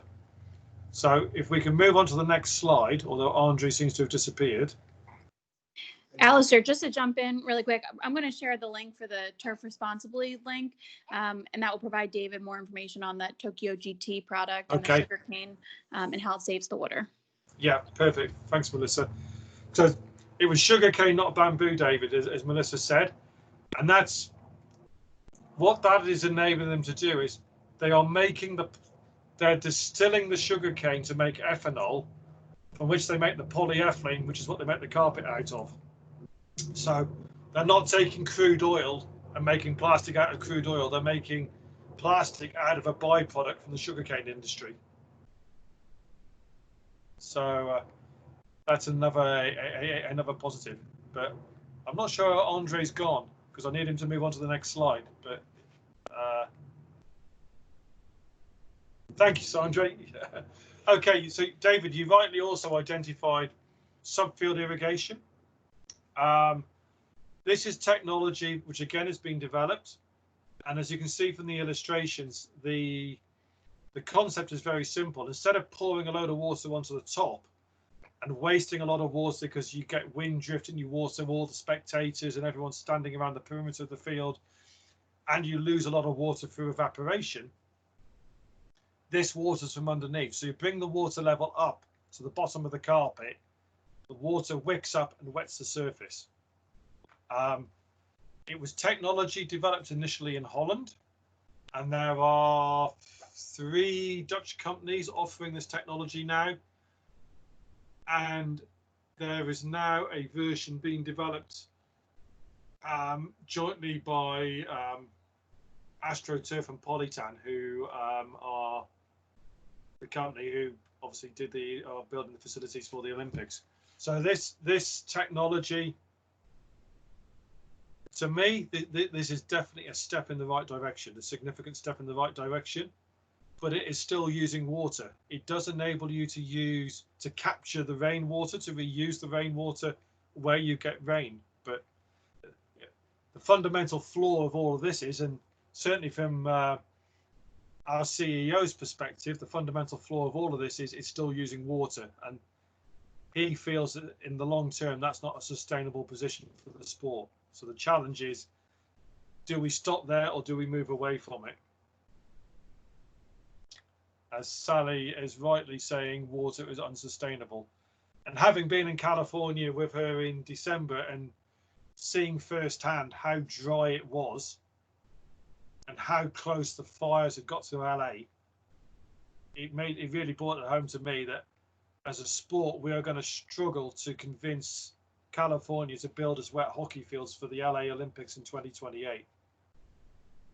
But it's an ongoing discussion. But I think the important message is, because somebody asked earlier, is even if we move away from dry turf, the FIH is not going to suddenly say people can't play on wet turf. We're not going to ban the use of all the existing fields that are out there. And I think hockey may become a sport that is played. Some countries will have dry turf, some countries will have wet turf. If the discussion goes that way, the technology moves us that way. Excuse me.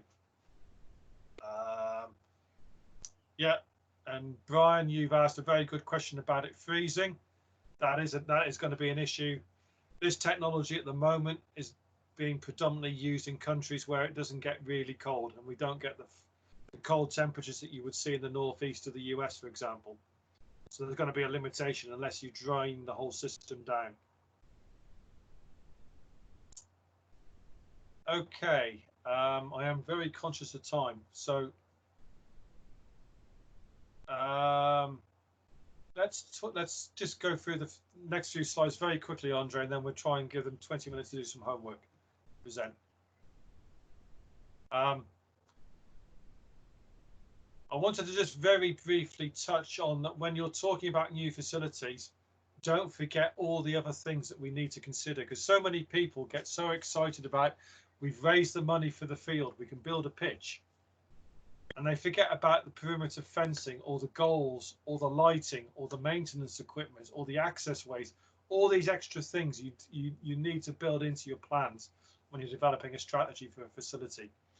I've got a project at the moment, great facility. I won't mention where, I don't want to embarrass people.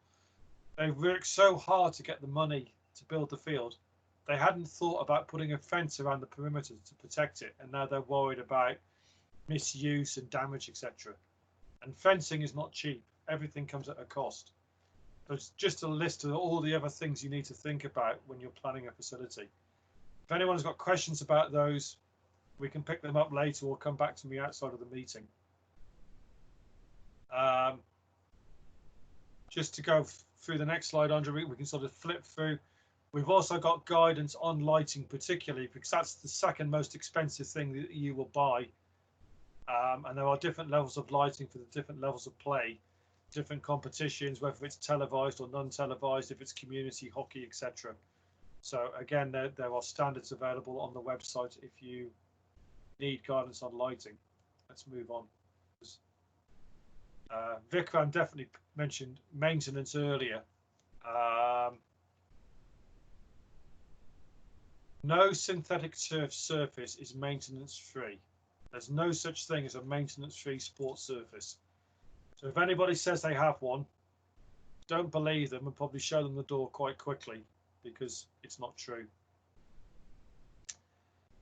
Depending on the type of surface you have, you will need to brush the surface periodically, probably at least weekly, maybe more frequently. You may need to redistribute the infill if you have a sand-filled surface or a rubber-filled multi-sport surface, but you will need to brush the surface. Brushing by hand is really, really hard work and not very effective. So you need to invest in a small mechanical tractor with brushes. You need to make sure that you remove any leaves or any litter that falls onto the surface. If you get leaves on the surface, they will start to degrade. They will then encourage algae to become established on the surface. So again, removing debris weekly is important. If you have a wet surface particularly, it is likely to develop algae. Algae discolors the surface. Algae makes the surface very slippery. Algae is difficult to control. You either have to do it using chemicals, which is not good because it's got environmental impact, and the chemicals can affect the plastic that the carpet's made from, or you need to use some sort of high pressure cleaning process, which is specialist equipment. So in some climates, and I know Vikram, you have first-hand experience of this, unfortunately. The climate in India, where it's hot and humid, is just the sort of climate where algae is going to be an ongoing problem. So these surfaces are going to suffer, and the only way you can control it is through routine and good maintenance. So it is really, really important that your plans make allowance for the right equipment, and you have the resources for the staff to clean the fields as you need them. Yes, Robert. Yeah, I have a question. Earlier you had said that the in hot places like India, like Ghana, the life of the turf might be less because of the damage that the sun does to the top layer.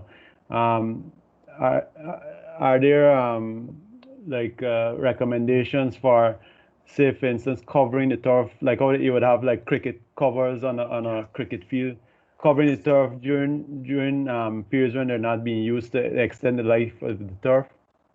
That would help, but to be honest, I've never seen that being done. In our standards, we have some pretty robust testing now of UV degradation. But it is fair to say that a field in your part of the world is going to not last as long as exactly the same field under exactly the same usage as a field in the northeast of the US or in the UK. Yeah, it's just the sun is a powerful it's a powerful weapon against plastics, and the reality is that you should get 10 years out of a field in your country, but somebody else might be looking at closer to 15 years for the same surface. And Brian, I think you've got your hand up. I do. Thank you, Alistair. Regarding covering the fields, what we found in the past, because all these are designed for vertical drainage, is if you put any type of cover on, you create a greenhouse effect, and that heavy sun turns into a pulling mechanism, and you pull all kinds of moisture back up into that surface. And then when you uncover it, it sometimes, I think, leads to forced wear and stuff that you don't want to deal with. I think you're better suited with proper maintenance than covering and uncovering, because that greenhouse effect, you'd be amazed, even when you don't think there's water, how much moisture that sun will draw out.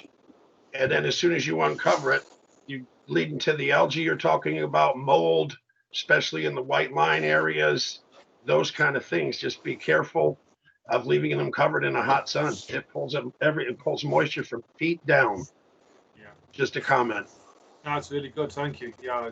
The lines are the first thing. I mean, I was involved with a project in Hong Kong a couple of years ago, and within 3 months, the lines was showing, the white lines had gone green from algae. I mean, Hong Kong is hot and humid. It's the ideal. And that club, they have 10,000. I'll put it into perspective. They have 15,000 members, and the membership fee, if I get it right, is $10,000 a year. So money was not a problem for them. It's the biggest sports club in Hong Kong. And they chuck money at maintenance, but they just couldn't keep the algae under control. It's just where they are geographically. Yeah, we've developed some nice ways to maintain it and at least keep it at bay. I'm with you. You can't win the battle, but you can keep fighting it, and it's environmentally friendly. And when we started going to the inlaid lines, probably 20 years ago, we started to see it more prevalent in the white. And I think maybe just because it shows so much more quickly, but we have a few tricks that we can share to mitigate and remove that. But it's like the rest of these trading things. I'm looking at these pictures, a little nervous about the size of the tires on that one machine, and the people operating this equipment need to be trained, because that little orange tractor can ruin a field hockey pitch in less than 30 minutes, not done properly. Yeah, absolutely. Vikram, I think you wanted to add a comment if possible. Yeah, Alistair. So just to add to what Jill clarified in terms of covering the pitch, we did this prior to hosting the World Cup, since the pitch was already laid and the stands were coming up in all the 4 directions. So there was a major disadvantage in covering the pitch, which led to algae formation and lots of moisture being held up and we got to know when we uncovered the pitch. So covering a synthetic pitch or AstroTurf is what we learned in the past, that it's not a good idea at all. And now in adding to the maintenance, what you are mentioning here in terms of using these specific equipment, what we are struggling in India right now is we have only one person or one agency who has a specialized equipment, such as this tractor, which has this steam and dirt sucking machine in the front. Mm-hmm. Is it possible for FIH to have some sort of mandatory thing or recommended thing as a part of giving certification to a certified builder, wherein you have various certified builders on the FIH panel? Is it possible to include a sort of a criteria to also have maintenance equipment? Because then, especially in country like India, we can avoid monopoly, wherein we have only one person, holding the maintenance equipment, and there is nobody else to go to, and we just have to go ahead with whatever the person is asking to pay. So if something like that, or some sort of clause or something could be included in a certified builder's certification, that would be great and give us more options, and also develop competition among these certified builders. Yeah, no, that's an interesting concept. We have 2 certified field builders on the call today, Brian and Jason. You heard where it came from first, chaps. We will give this due consideration to see whether we we could do that. I mean, the other thing I would say, Vikram, which we're seeing in some countries, particularly I'm aware with the plans in Bhubaneswar and in that state to build a lot of hockey fields. Maybe it's something the state government should be investing in the technology instead of outsourcing it. But I accept that doesn't help across the whole of the country. You're not going to be moving the equipment easily from one state to another. But we can certainly look at it. Okay, so very finally, before we go on to your homework or your task for today, I just wanted to flag up sinking funds. I want to depress you all slightly before I shut up for 20 minutes. Once you've got your hockey field or your hockey fields, as I keep mentioning, it's got a finite period of time before the carpet needs changing. In the UK, and I've used UK figures because it does differ country to country, to replace the surface in 10 years, well, to replace the hockey carpet, just the carpet, currently in the UK is probably about 150 to 180,000 pounds.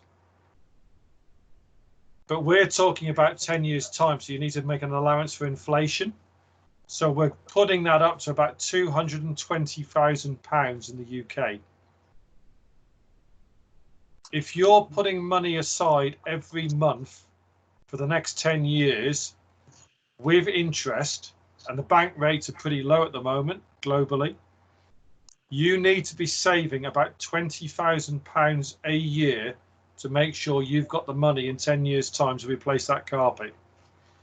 So you get to the top of the hill, you've raised all your money, you've built your hockey field, you've opened the venue, and then you've got to start saving money like there's no tomorrow to keep that facility sustainable. So I just want to put that up as a reminder, because we see so many facilities that have been built, been really successful, but nobody has thought about what happens when we need to change the surface. And suddenly they've got a major problem because the surface is poor, it's dangerous, players are leaving and going elsewhere, and they haven't got the means to resurface the field. So please give that consideration in your planning. But what we're now going to do, and Andre's going to explain how this is going to work, hopefully, because it's back to technology. Is everybody being put into groups, Andre? Just a second. Oh, sorry. I thought I was on mute. No, not yet. No. But okay. What I was suggesting, maybe because we are running short of time, is whether we would avoid the groups. We keep people in the main room. We're not that many. Yeah. And then we could give them some time for them to think about it, and then maybe they could bring in they could work by countries, and they could bring in their input. We would give them until, I don't know, it's 4:42 on my clock. It's probably 3:32 on your clock. So I'd say we would give them 15 minutes. And then we would do a discussion with that. What do you think? Yeah, that will work. So what we'd like to do, guys, is we're going to shut up and disappear. Yeah. We'll leave you going. We'd like you to sort of talk about the issues in your country. Yeah. And what you see a facility strategy for your region requiring. And we fully accept that it's going to be very different between India and the US. And Ukraine and Guyana, etc., etc. But just as a group, talk through some of the issues, because what we found last week is that there were some common themes between the national associations, even where we had countries who had a lot of facilities and countries that had no facilities. So, and then if you can nominate one or two spokespersons to summarize your thoughts and present them in 15 minutes time, that would be perfect. Yeah, and if you, so what I would suggest is that, because I'm just looking at the candidates list, and we have a PAF, we have India, we have Ghana, we have Ukraine, we have Panama, we have US, and we have Guyana. And if I missed a country, please apologize. Since you're probably going to be working individually, if you don't need 15 minutes, if you wrap up in 10, just write a message on the chat saying, I'm ready. And as soon as everyone is ready, then we can resume. So let's do it as that. So shut up your microphones. If you want to close your videos, do that. And then as soon as you're ready to present your ideas, just message on the chat and say, I'm ready. In the meantime, this on the screen is what you need to come up with. So outline the key objectives and likely needs of a hockey facility strategy in your region. And that can be, in most of your cases, a nation. I would say I would make an invitation to the facility builders and facility suppliers for you guys to jump into this discussion by bringing up what, from your experience, have been the things that worked and the things that didn't work. So from your experience and from the range of facilities that you've been supporting in your lifetime, just bring into the discussion that. So if what would be your advice regarding this to an NA? And then we can then group that feedback all together when we discuss. Does that make sense for everyone? Robert's got his hand up. Hi, Andre. You're breaking up a lot during the early part of your instructions. So I don't know if you could maybe type out exactly what you said during the early part, because it wasn't clear. Robert, not a problem. So good idea. I'm gonna write that into the chat, and I will, and then you can read it. And for all the other ones who could hear it well, you can start working. And we'll reconvene in 15 minutes. Yeah, let's just make a double check in 10, because people might have finished that before. Okay, Robert, are you there? Laura only wants 5. She's ahead of the game. Okay, Robert, I think we will. If I'll probably say this to you, it will probably work well, because you seem to be the only one with that issue. So, can you see the slide? Yeah. Can you come up with an outline for Guyana on that? No problem. That's it. Good. In 10-15 minutes. Sure. Perfect. Thank you.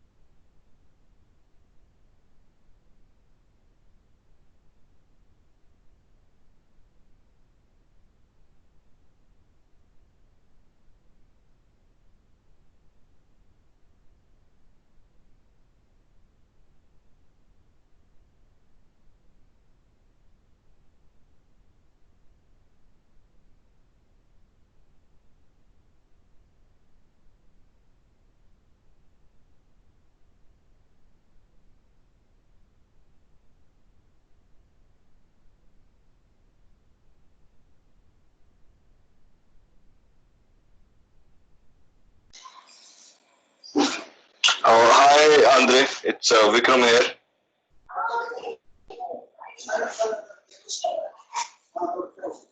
I hear you, Vikram. Yeah, so David would be leading the group task for India, and he would be presenting as an. Yeah, thanks. Thank you.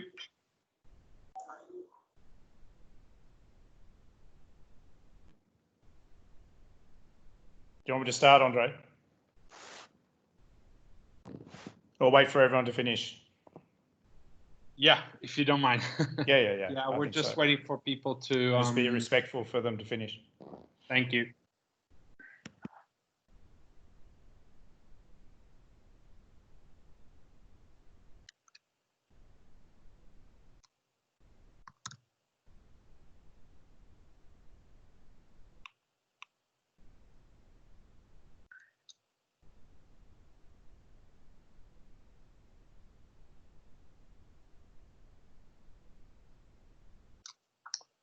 Okay, so just make a head count, quick head count. So David is okay, David is okay, Paf is okay, Kirsty's okay.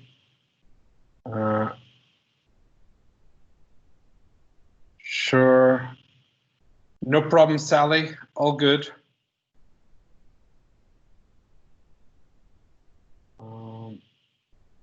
Yeah. So we're just basically waiting for Robert. Robert, I think.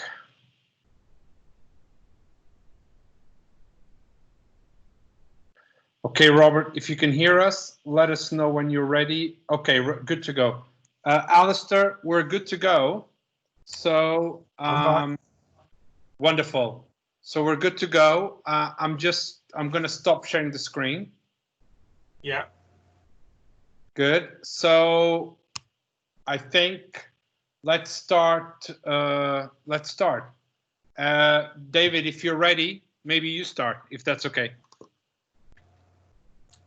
You're on mute. Yeah, thanks, Andre. I'm sure every country has their different nuances.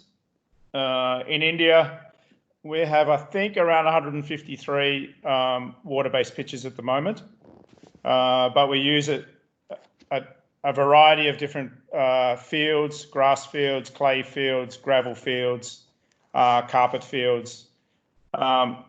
So there's a real mix depending on the area in India.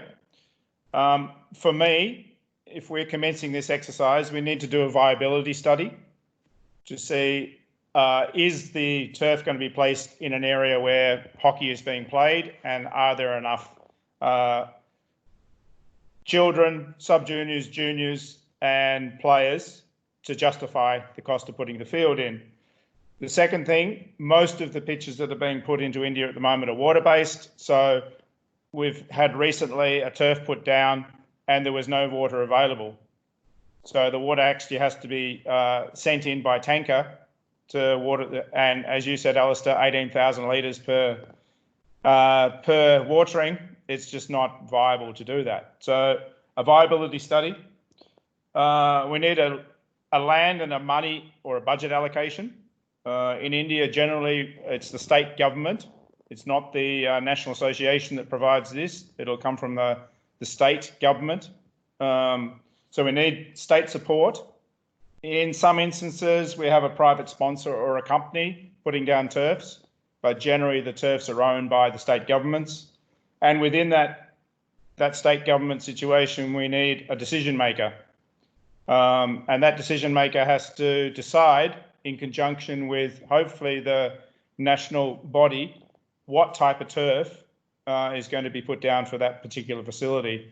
And this is where our discussions today are quite, you've provided us with a lot more information and given us a lot more options.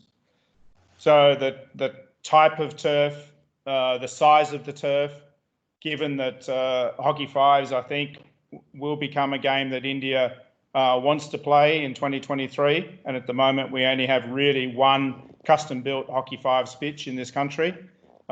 This is a type of facility we'll be looking at in the future. We tend to we have to make a decision about who will be using that facility.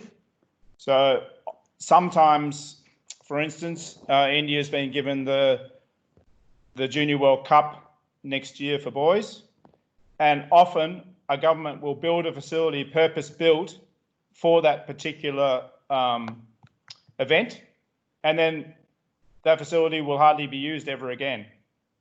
All right, so we should really be approaching this from the opposite. So what type of facilities are required for that particular venue? So are we building it for grassroots level, for academy level, or to hold international events or domestic events at that venue later? So we have pitches around India that are solely a pitch and a fence and goalposts and no other facilities provided at all. And then we can go to Bhubaneswar, where we have one of the best facilities in the world. So there's a real range of facilities in the country. There's a tendering process that occurs in this country.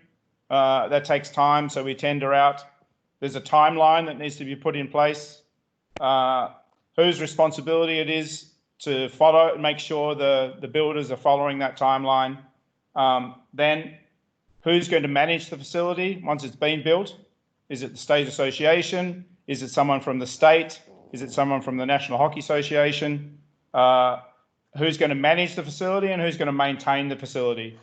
And who's providing the budget for its ongoing use? So all of these, I think, are areas that need to be looked at when we're going to put a new venue into India. I think that perfectly sums up the need for a strategy. Yeah. Yeah. I think that was perfect. So, yeah. Thanks, Andre. Okay. Thank you, David. Alistair, any more comments from your side regarding David's presentation? I think David has just summed up the need for a strategic approach to how hockey is developed in a country. Because it sounds like it's not joined up in many cases. And we see it so often. Facilities are built, as you say, for one-off events and become white elephants. And that harms the sport because people say, look, we spent X million on that and it's never used. And other sports and other sources of investment will point it out as a weakness. So, any best practice you want to share on this, Alistair? I think it's the core message of it. There needs to be a strategy, and probably to a degree that needs to come from the National Association downwards. That if you leave it to the politicians and the whims of the individual regions or states, you've lost that coordination. There needs to be a top-down strategy that they can all work to, so they can also see how they fit into the bigger picture of what they're doing in one region is beneficial to the development of the sport across the whole of the country. Thank you, Alistair. Irina, can you tell us about Ukraine? Yes, I can. So in Ukraine, we don't have that many facilities that I can analyze or give you an example about. So we have basically one water-based pitch and one sand-based pitch, which is not a standard size, and one second-hand pitch, and that's it. So for us, the way I see it, at least, it would be to have a pitch that can be more or less at the same level of the pitches that we play on. So probably not the water-based because it's very expensive, and B, FIH wants to move away from it. So hopefully it will be some sort of a at the moment, sand-dressed pitch that we would build in a central location where all the teams can practice on, and the rest of the country should probably employ the strategy of using even multi-purpose pitches like hockey fives or slightly bigger ones, just to have as many kids playing hockey as possible, because it's cheaper, it's more sustainable, it's less maintenance cost, and at the moment we don't have that many professional teams. And if you know geography of Ukraine, it's a big country, so we can't really travel from east to west easily, because we are lacking financing, and financing most of the time comes either from local government or private investors. And it's not so easy to have funds available to just go wherever you want, which is why, you know, we have right now an urgent need to build a pitch, because our women's team does not have a place to train on. Our pitch is not standard size, and so when we come on a larger pitch, they don't have the same level of a play, because they're not used to the size of the pitch. So that's what we are facing at the moment. And as for a long-term strategy, I really don't know. I mean, it really depends on how well it will catch on once we get a lot of kids playing hockey. Like, because we have a lot of resistance from the government.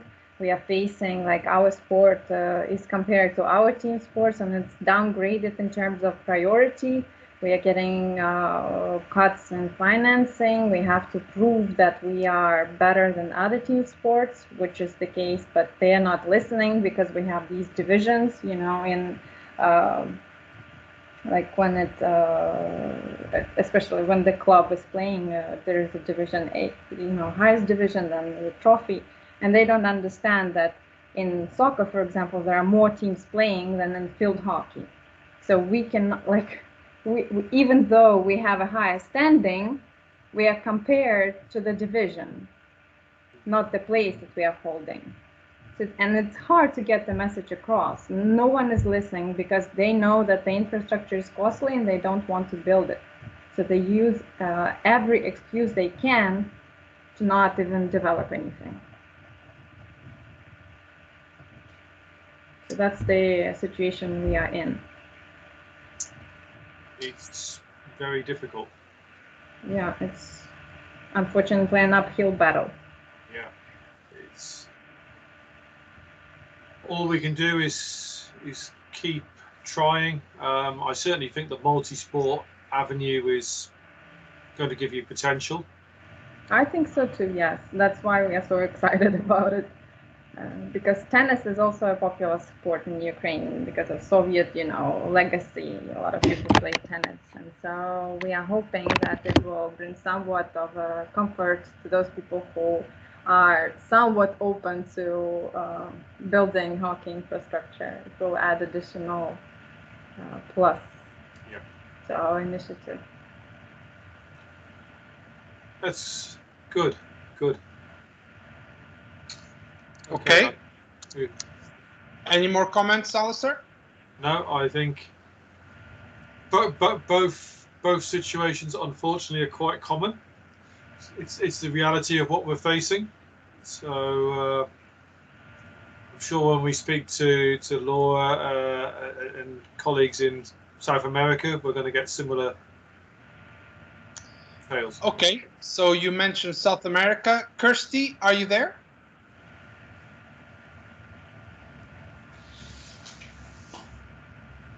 Hello. Yes, I'm here. Yes. Go ahead. Your turn. For my country, well, it's very important to establish a strategic position for the construction of the field, because that allows the massive development of the sport, and in turn raises the competitive level. This has been tried and presented more than 5 years ago by our national association to sports authorities and different governments, but unfortunately, they do not give priority to non-traditional sports in our region. So I hope that for the Central American and Caribbean Games in 2002, Panama could be able to present an official field hockey court. And of course, if it's possible, I will contribute in advance with some of the information and acquired on this morning. Perfect, thank you. Well, I know we've working through Laura, I produced some documentation to help PAF for the qualities for the games. So hopefully that will give you some persuasive arguments to use with the government. Yes, sure. If you need more, come back. For sure. Thank you. Thank you, Mr. Fox. Okay, we're going to stay in Americas and we're going to move to Guyana. Robert, are you there? Yep. Go ahead. All right. Yeah, I think if I'm honest with myself, I think presently we can't justify the cost of putting down an artificial turf in Guyana when you compare it to the amount of participation we have in the sport. So I think the first thing we probably need to do is try and maximize the use of the current facilities that are available to us and target the participation and foundation level just to increase the numbers. Once we get that going a bit, we can also look at maybe partnering with the government and maybe the basketball, volleyball, and futsal associations to look at putting down these. I've seen them in Brazil where they have these community like hard courts, which they play a lot of futsal on and so on. But that could be a starting point for, it's a smooth enough, it's mostly concrete surfaces, but it's smooth enough to teach at least indoor hockey. And that would kind of get the participation levels up in the communities, which I think is very important. And like Laura said, a lot of our funding is tied to government and tied to the performance of national teams. So now that we have a piece of land that is allocated for hockey, I think maybe thinking about the approach of what kind of facility we put there, maybe starting with an indoor type facility, but at the same time doing some work on the outdoor part of the facility, maybe the underlying layers and so on, where we could probably start playing grass hockey there, because as of now, there's no facility here that hockey is the priority. So at least we'd have a facility where hockey is a priority. We do some work on it, and then gradually build up to putting down a surface that can accommodate international competition and training with the national team and so on. We're in an area that has it's raining here like half of the year. So although a water-based facility may not be best for us, I think a sand-dress facility where it can accommodate the water and the performance level would be high enough. I think that would be probably the way to go for us.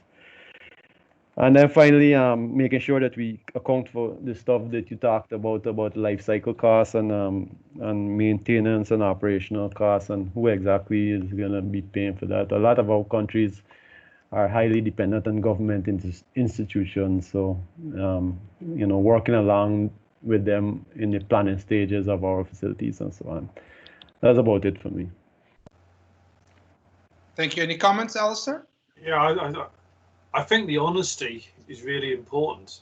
That if there's a recognition that where you are today doesn't justify spending $500,000, I think that is quite important, because if you're seen to be unrealistic, the chances of developing are probably reduced. So I think that's a really pragmatic summary of where they are and a sensible starting point to move forward.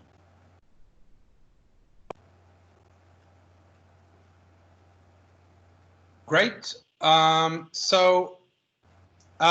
Edmund, can you hear us? Are you able to talk about Ghana? I see you're muted, but or maybe you can write and we can post. If you have some ideas that you can share with us. Okay, I can see that. Yeah, carry on. Okay, for a challenge, Ghana has got only one class TEF. But then we had the sand base in 96. The construction was done by corporate organizations like the banks, and some individuals came together, individuals came together to put up that facility. Just a sand base and then a small clubhouse. To be very honest, the maintenance was really, really difficult because we did not collect gate fee for hockey. A lot of schools play hockey and a lot of young guys play hockey, but we do not have sustainable way of maintaining the place. To be very honest, the place deteriorated to the extent which players were even playing on the sub base. But we came back again, and then the president of the then association, his company, financed the renovation of the whole place. When we came back, we had a new president who was a hockey player. He built the modern facility we have presently from the government resources. To be really, really honest, the maintenance has been difficult. The facility said that we had a hostel, we got a make some money and then maintain the place. That was the arrangement. It was great. Hockey was manning it for some time. 6 years later, 6 years ago, that's 2015, government came and said, no, no, no, no. You are not supposed to own that property. It belongs to the government. So they have to take over. The only place left was the playing field for hockey. Maintenance was quite difficult because we did not have a direct investment or direct finances which to maintain the place. So maintenance was done by individuals, although we did our best to maintain it. 5 years later, it's government. So this year, they have to give it back to hockey. Now the new president is finding corporate organizations. As a matter of fact, we've got some organizations who have come in, help to renovate the whole place. So basically, our taking care of the facility and renovation and maintenance has been in the hands of private individuals and corporate organizations, depending on who is the president. Now we have plans to build 4 new hockey stadia. Sitting down to look at it thoroughly, we decided that we will build it at the universities. The universities which are well endowed and play hockey, they play a lot of hockey. They have a lot of resources to be able to maintain the place. So we've sat down with them, drawn up an IOU, which is a win-win affair for both hockey and the universities, and then it's about to be maintained. It's about to, be put into effect as soon as the pitches are constructed. So for now, the stadium, the national property stadium we have now is back to hockey. Now we are still thinking of individuals and then corporate organizations. But the new ones we are hoping to construct very soon in the near future, we think that the universities will be in the proper position to maintain them. This is our position for now. Edmund, can you hear me? I can hear you. Do you know if the universities are wanting to build water-based pitches, or if they are wanting to build sand-based or sand-dress pitches, or 3G pitches that can be also used for football? Yeah, as a matter of fact, so they came together and then they discussed with hockey, and they asked what we wanted, and we said we wanted a first-class international tournament so that we can be able to attract tourists and then be able to push the agenda of bringing more people to the South region. So we think that we in our view, we think that constructing the water-based pitches, first-class ones, depending on the sponsors we have now, is a better option for us. Okay, thank you, Edmund. Thank you, Alistair. I think you got the full picture, but I think you also know the facility in Ghana. Yeah. So yeah, I think the big issue here is when you build a facility that's good, but then you cannot afford the maintenance. Is that it? Absolutely. And I go back to the analogy of the car. As Edmund was speaking, the cost of the carpet is about the same as the cost of a Ferrari. I'm obsessed with Ferraris this afternoon. But if you had a Ferrari, would you expect to use it for 10 years and never change the oil or never have it serviced? I don't understand the mentality of government agencies who expect something that is a lot of money.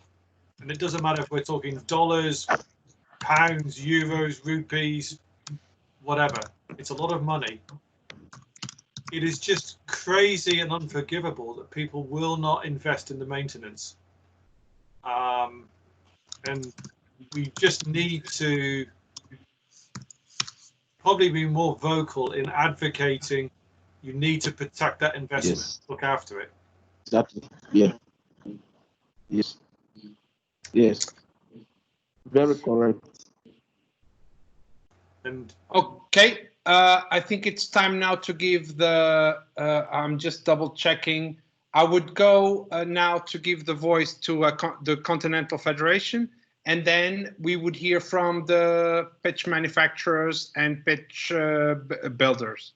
So Laura, are you speaking on behalf of PAF?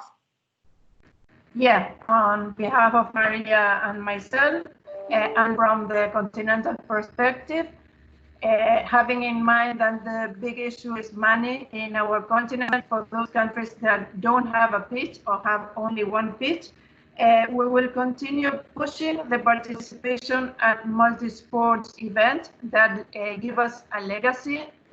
Fortunately, in the next 2 years, we will have 2 new pitches in Paraguay, 2 new pitches in Chile, and 1 in Panama, all from multi-sport games. So we are trying to push our countries to get into more of these games. And the other one is now that we have the perspective of Hockey 5 worldwide competition is to push Hockey 5. We are already having competition in our continent other than for the Youth Olympics, but this scenario of having a World Cup and continental qualifiers will bring opportunities to those countries that have a small community, a small hockey community, to get participation in an inexpensive way. Remember that we have a big, a meaningful cost in transportation, so having a reduced number of players and officials, that's one thing that makes very expensive for hosts. It will be a very big advantage. So 2 objectives: promote Hockey 5s for everyone, and promote coming to the multi-sports events. That's it. Okay, thank you very much. Any comments, Alistair? It sounds really constructive, and I think Laura's got the right philosophy there, recognises the limitations of what's available, what can be achieved in the continent. And yeah, I think if Hockey 5s and the small-sided versions of the game open up more opportunities, that's got to be positive. And let's say, from my perspective, if some people only play Hockey 5s and others move from one version of the game to the other, that's equally great. So yeah, I fully support what she's saying. Wonderful. So I think it's time now to give the voice to the QP program members here. my mother always tells me that I should ask ladies first. So, Melissa, would you like to start? That would be great. Thank you. And Brian, feel free to jump in at any point here since we're in the same market. You know, looking at the U.S. market, there's probably about just under 100 water-based fields. And as Sally had mentioned earlier, most of those water-based fields are college-owned. So because of that, they're not always accessible to the club teams or the high schools. And because of that, it does there's always a rental fee associated with it. So from a growing the game perspective, that's challenging here for us in the US because most of those fields are college owned. Now we do have a lot of fields on the ground. I know we're doing about 500 fields that are infill based every year. And so those are the 3G and the 4G fields that Alistair talked about before. They're great because it gets a lot of sports onto a field. But again, it doesn't help us get to that elite level of hockey. So, for us as we're always trying to focus on, getting more fields on the ground, but yes, helping grow the game. So we look at it as the sport of hockey. When you're looking to get more fields on the ground, we feel, you need an investor, you need the local support. So the local region, there needs to be a pro forma done. So the plan for the facility, what is the use of the facility? How do you drive revenue? And then how do you build a multi-use facility? So not just hockey specific, because here in the US, we have our national program and we have Division 1, 2, and 3. So at the university level, but field hockey is not as big as it may be in Holland. Not everyone is playing it. It's predominantly women and girls that are playing it here in the US. So how does a facility drive more revenue and drive more attendees to their facility? And that would be by building a multi-use facility. So there's only a few of these facilities where they'll have a main, I can count them on one hand, where they have a water-based pitch, but then they also have a multi-use facility. So an infill field right next to them. And there's only a few of them, really more seen on the East Coast than on the West Coast. So that would be a big factor for getting a field and a facility built here in the US. And then really looking at what is the rental capacity, because that's how a facility here in the US is really going to drive more people playing, more people coming to their facility, and then more people coming, paying, renting the facility, and then therefore driving the income up. So, and the other big thing that I would focus on is, aside from multi-use, is having the field centrally located. I know when we're installing fields, because they're on a college campus, they're not in the cities or the inner cities. So you're limiting your pool of who you can reach. And when you're having a tournament, you're having people drive extremely far to be able to have access to those facilities. Yeah, absolutely. There was a study done a few years ago in the UK, and it showed that parents, if they had to drive more than 12 minutes, they were reluctant to allow their kids to go to any activity. 12 minutes there, 12 minutes coming back was about the threshold of British tolerance from a parent's perspective. So yeah, if you've got a half-hour drive or more, it's not going to work as a community hub. But I think the multi-sport model we've talked about so far has been predominantly developed from a European perspective, which might well work in Australia and New Zealand, because many of the sports are similar down there. But I think we should look and see if we can do something that's more US focused. I know we've had those conversations between us and with Sally, but I think that there must be an opportunity there to get something better than what's currently happening. We can get the concept working. Anything from your side, Brian? No, just David took the great thunder on this one. I think he nailed it right from the top to the bottom. A couple of things. One being what he was talking about from a smaller level, which I think is easily achievable, is even if it was just a shooting area, a certain size of turf, if you will, that we could make down to 10-foot manageable panels and removable that could be utilized not only here in the Northeast in the wintertime, as I've interacted with several coaches who have talked about this, but also in a place where you're just trying to get the specifics, the skill set of the sport and get the kids excited about it. I think that's very doable and achievable. And as far as the fives go, I think the same thing with existing old warehouses, factories, buildings, anything in the Northeast of our country where they can put synthetic turf inside, it will be filled in the winter.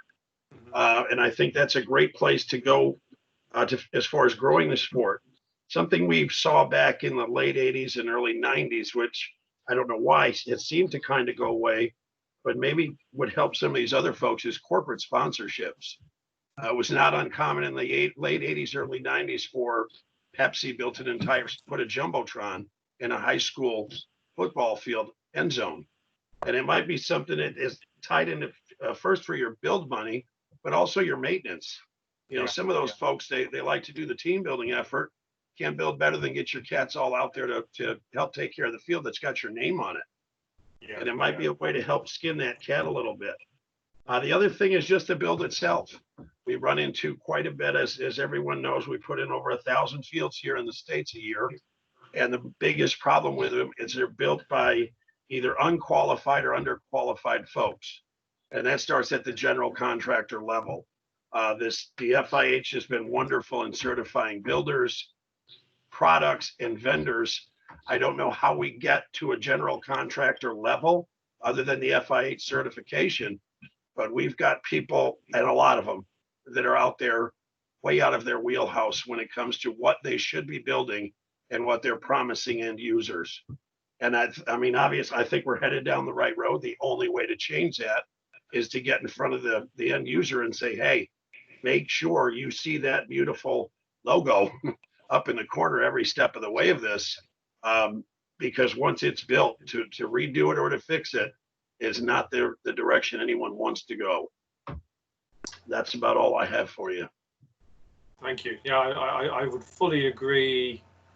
And you do have your procurement system in the US, which is fairly unique, I think, to North America, does create its own challenges with the general contractors, but it's certainly something that we can try and help with.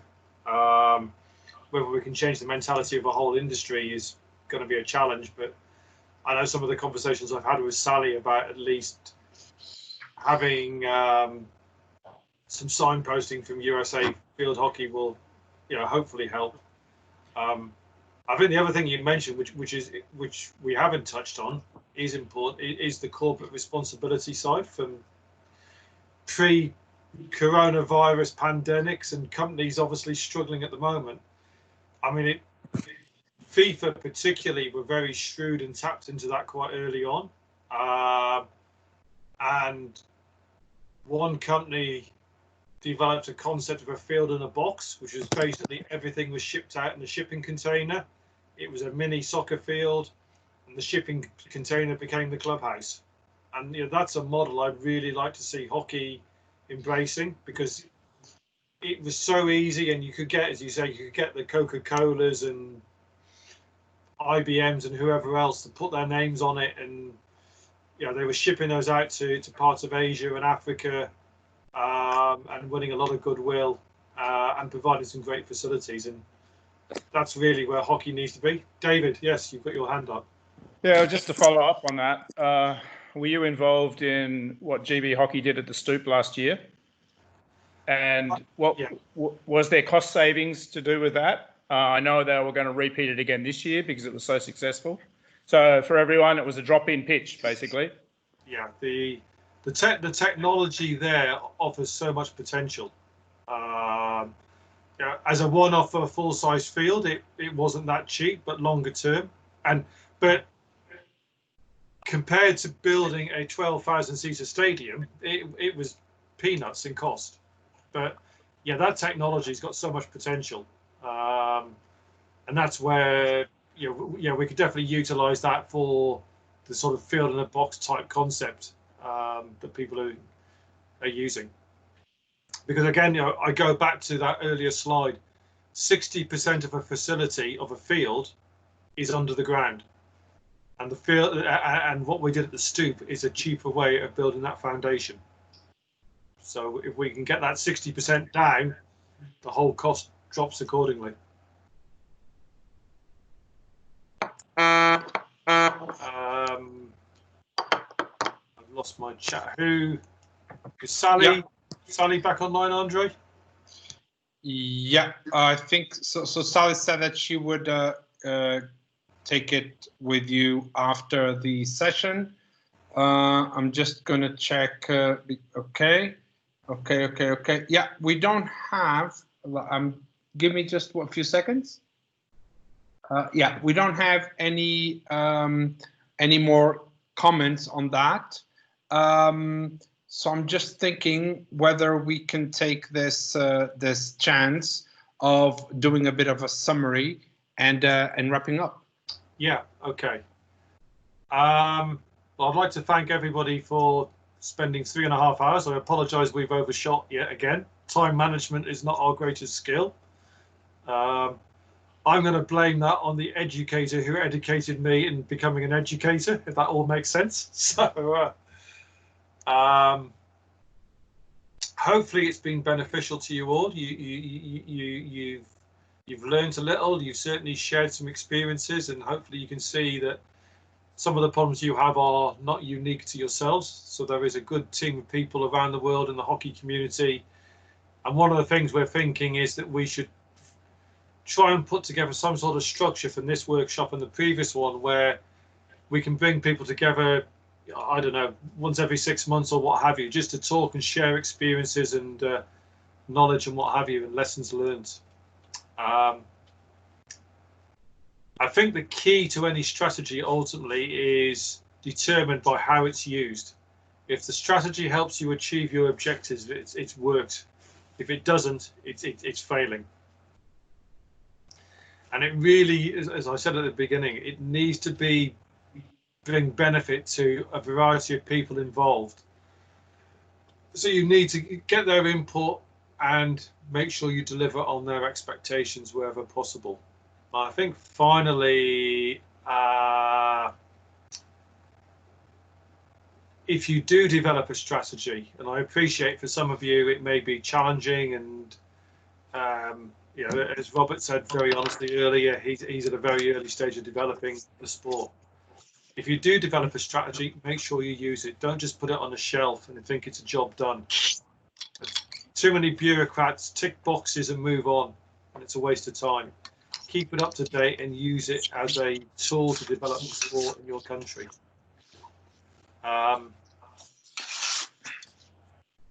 Brian has asked, are we sharing people's contacts? I think last week, Andre, we got everyone to type their email addresses on the chat so they can just head that way. Yeah, I would suggest we will not leave before all of you get the chance to do that. So use the chat and leave whatever contact details you want to share with the group, and we'll give you some time so that everyone can have a look at that and copy paste them to their own system. So yeah, just leave your contact details there. And so from my side, we'd welcome any feedback on how the workshop's gone. If we met our objectives, if you felt it was good or bad, or criticism is generally gratefully received. And if you have future questions on anything relating to facilities, please drop me an email, give me a call on WhatsApp. Edmund's becoming my best friend. We're talking very frequently at the moment, so we're happy to share our resources and knowledge and what have you with everybody wherever possible. So if there's no further comments, I wish you all a good afternoon, good evening. I think everyone's out of morning by now. Robert's got his hand up for a final comment from Guyana.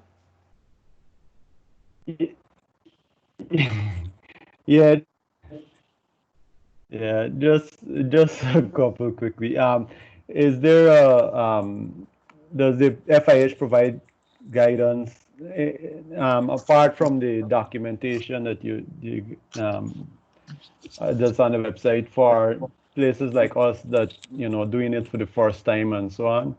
And the second thing is in relation to feedback for the course, maybe providing some of the information to you beforehand. So like you said, the stuff that we wanted may be a little different from what the group last week wanted.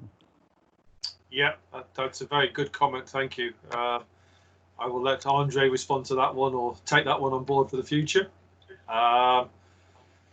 In terms of documentation, at the moment, we don't have some general stuff, particularly at the level that you're talking for. But I think if there are specific questions and issues, contact us and we can see what we can do on a one-to-one basis. Because I think at that level, it's almost it's difficult to have general models because you will have specific issues and questions and challenges in your country that will be totally different to somebody in Asia or Europe, or if I look at your issues compared to some of the problems and concerns in the Ukraine, totally different, but we can help both of you work around them.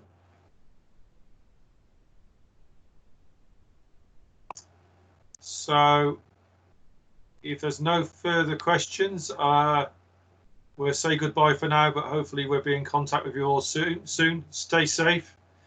For those of you that are still having issues with the virus, hopefully everyone's lives will return to something like normality soon. And for those of you that can go on vacations, I'm dead envious.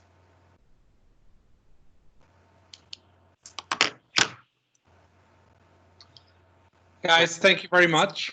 Thank you again on behalf of FIH and from all the people that have worked to provide you this workshop. It was great. We will be. This has been the second edition of the facilities workshop. It's the first one of a series of any development series. So keep looking at your emails at our social media, because we will be doing more of these, not always on the topic that is relevant to the job that you guys do for the development of hockey. Thank you very much. Thanks, everybody. Bye. Thank you. Thank you. Bye. Thank you. Thank you. Bye. Thank you very much, guys. Bye. You're welcome. Bye-bye. Good to see you. Good to see you too. We'll be talking. Absolutely. I won't Yeah. be leaving you alone. That's okay. That's what I'm here for. So, Excellent. Thank we'll you. get you a field, hopefully. Perfect. Cheers. Thank you. Bye-bye. Bye. Have a good evening.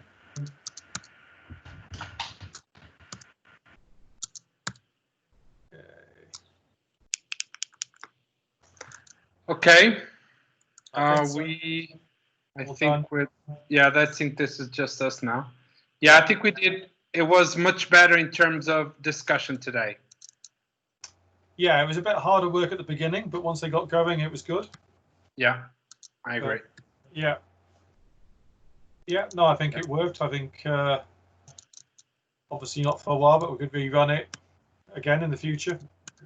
Yeah, we just need to think about how this would work going forward. What would be, because it must be about a specific topic. I think we've opened the topic now. Yeah. But then maybe we should do it something like a water-based, sand-based, or maybe building a pitch, something like that, something very specific. Yeah, yeah. Maybe planning ahead, it's something we could think about running, depending on what they're going to do. We could do a workshop at the Congress next year. Because I think it would be easier doing it face-to-face as opposed to virtually. Hello? Sorry, you froze. Yeah, sorry. Yeah, I did. Can you say that again? Yeah. Sorry. I was just saying maybe depending on how they structure it, we could try and do a workshop at the Congress next year.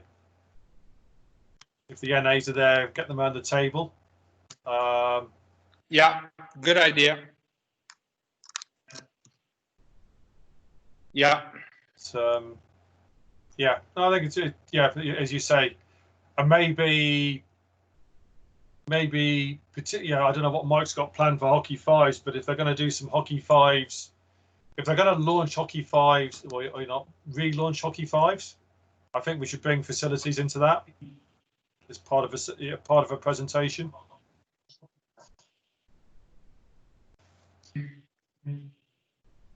I've lost you again.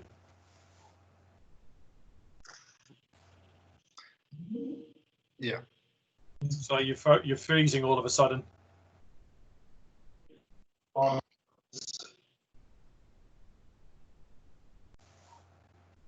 No.